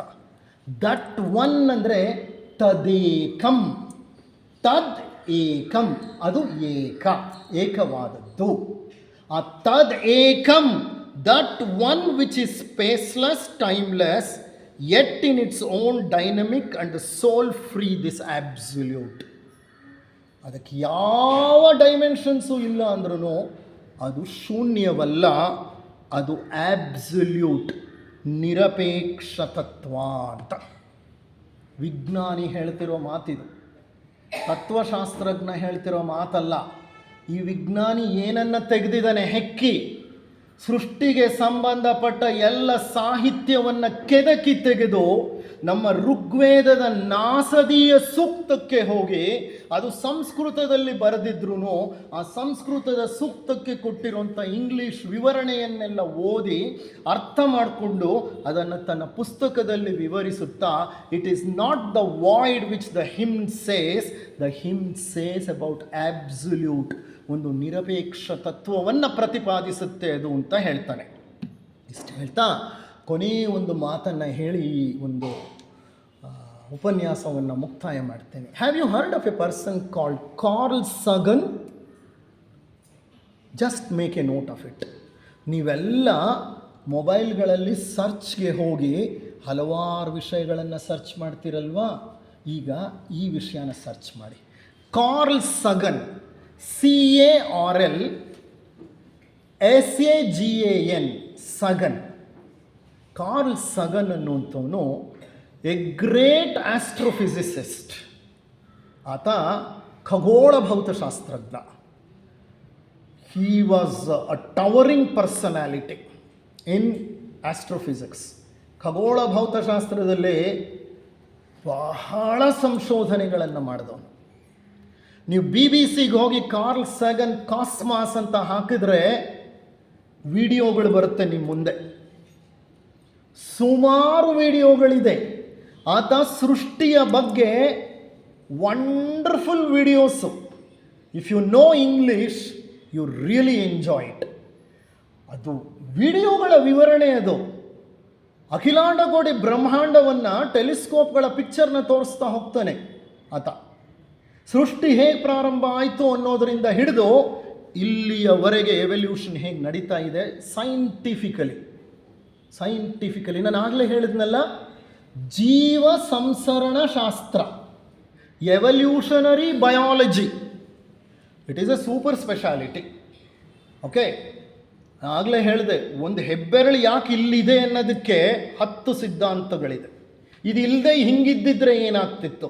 ಹಿಂಗಿದ್ದಿದ್ದರೆ ಮನುಷ್ಯನಿಗೆ ಎಷ್ಟೋ ಕೆಲಸಗಳು ಮಾಡಲಿಕ್ಕೆ ವಿಜ್ಞಾನ ಪ್ರಪಂಚ ಇಷ್ಟು ಮುಂದುವರಿತಾನೆ ಇರಲಿಲ್ಲ. ಈ ಬೆರಳು ಹಿಂಗೆ ಬಂದಿದ್ದಕ್ಕೆ, ಇದು ಹಿಂಗೆ ಮಡಚೋದ್ರಿಂದ there are so many things which are possible. This is only if you understand evolutionary biology. ನಾನು ಹಿಂದೆ ಒಂದು 35 ವರ್ಷದ ಹಿಂದೆ ನಾನು MDS ಮಾಡೋವಾಗ ನಾನು ಎವಲ್ಯೂಷನರಿ ಬಯಾಲಜಿ ಓದಬೇಕಾಯ್ತು. ನಮಗಿತ್ತು ಅದು. ಅದನ್ನು ಓದೋವಾಗ ನನಗೆ ಬಹಳ ಆಶ್ಚರ್ಯ ಆಗಿತ್ತು. ಒಂದು ಬೆರಳಿನ ಪೊಸಿಷನ್ ಹಿಂಗಾಗೋದಕ್ಕೆ 10 ಥಿಯರಿ ಹೇಳಿ ಏನೇನೋ ಎಕ್ಸ್ಪ್ಲೈನ್ ಮಾಡ್ತಾರೆ ಇವರು ಅಂತಂದರೆ, ಕಣ್ಣು ಇಲ್ಲಿರೋದಕ್ಕೆ ಮೂಗಿಲ್ಲರಿದ್ದಕ್ಕೂ ರೀಸನ್ಗಳಿರಬೇಕು.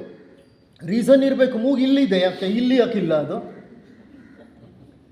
ಕನ್ನಡಕ. ಈಗ ನಾವು ಈ ಕನ್ನಡಕ ಅಂತ ತೊಗೊಂಡ್ರೆ ನಾವೇನಂತೀವಿ, ಅಪ್ಪ ಭಗವಂತ ಎಷ್ಟು ಚೆನ್ನಾಗಿರೋಂಥ ಫೇಸ್ ಕೊಟ್ಟಿದ್ದಾನೆ, ದೃಷ್ಟಿ ಕಡಿಮೆ ಆದ್ರೂ ನಾನೊಂದು ಕನ್ನಡಕ ಹಾಕ್ಕೊಂಡ್ಬಿಡ್ಬೋದು. ಕನ್ನಡಕ ಹಾಕ್ಕೊಳ್ಳಿಕ್ಕೆ ಮೂಗು ನೋಡು ಎಷ್ಟು ಚೆನ್ನಾಗಿ ಭಗವಂತ ಮಾಡಿದ್ದಾನೆ.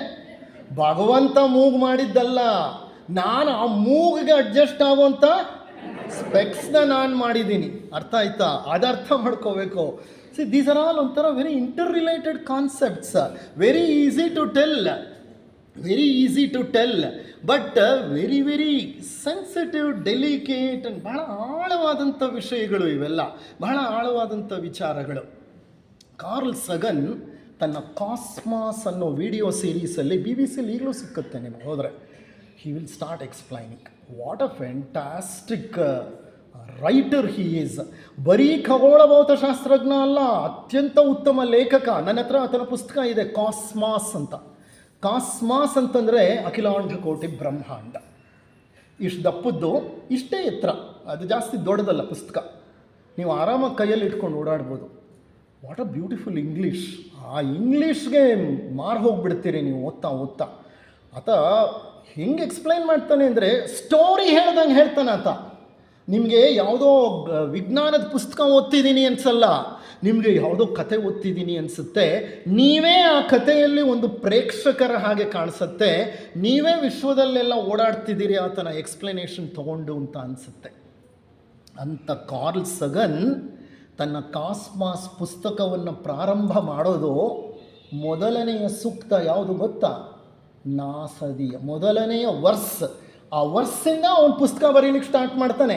ದ ಫಸ್ಟ್ ವರ್ಸ್ ಇಸ್ ನಾಸದಿಯ ಸೂಕ್ತ. ಯಾರು ಕಾರ್ಲ್ ಸಗನ್ನು? ಭಾರತದವನಲ್ಲ, ಹಿಂದೂ ಅಲ್ಲ, ಈ ಮತದಲ್ಲಿ ಹುಟ್ಟಿದವನೇ ಅಲ್ಲ. ಆದರೆ ಅವನು ಬರೆಯೋ cosmos it is one of the best sellers book ಅದು. ಆ ಬುಕ್ನ ಪ್ರಾರಂಭ ಮಾಡೋದೇ ನಾಸದಿಯ ಸೂಕ್ತದಿಂದ. ಯಾವ ಸೂಕ್ತ ಅದು? Then there was neither existence nor non existence. ಆಗ ಸೃಷ್ಟಿಯ ಪೂರ್ವದಲ್ಲಿ ಅಸ್ತಿತ್ವವೂ ಇರಲಿಲ್ಲ, ಅನಸ್ತಿತ್ವವೂ ಇರಲಿಲ್ಲ. ಇದ್ದದ್ದೂ ಇಲ್ಲ, ಇಲ್ಲದೇ ಇರೋದು ಇಲ್ಲ. ಇದು ಯಾವುದು? ಇದು ಅರ್ಥ ಮಾಡ್ಕೊಳ್ಳೋದು. ಅಲ್ಲಿಂದ ಪ್ರಾರಂಭ ಮಾಡ್ತಾನೆ ಆ ಪುಸ್ತಕವನ್ನು. ಅಂದರೆ ಆ ನಾಸದಿಯ ಸೂಕ್ತದಲ್ಲಿ ಇನ್ನೆಂತಹ ಗೂಢಾರ್ಥವನ್ನು ನಮ್ಮ ಋಷಿಮುನಿಗಳು ಇಟ್ಟಿದ್ದಾರೆ ನಾವು ಗಮನಿಸಬೇಕು. ಇಷ್ಟು ಹೇಳ್ತಾ ಇಂದಿನ ಈ ಉಪನ್ಯಾಸವನ್ನು ಮುಕ್ತಾಯ ಮಾಡ್ತೀನಿ. ಮುಂದಿನ ಉಪನ್ಯಾಸದಲ್ಲಿ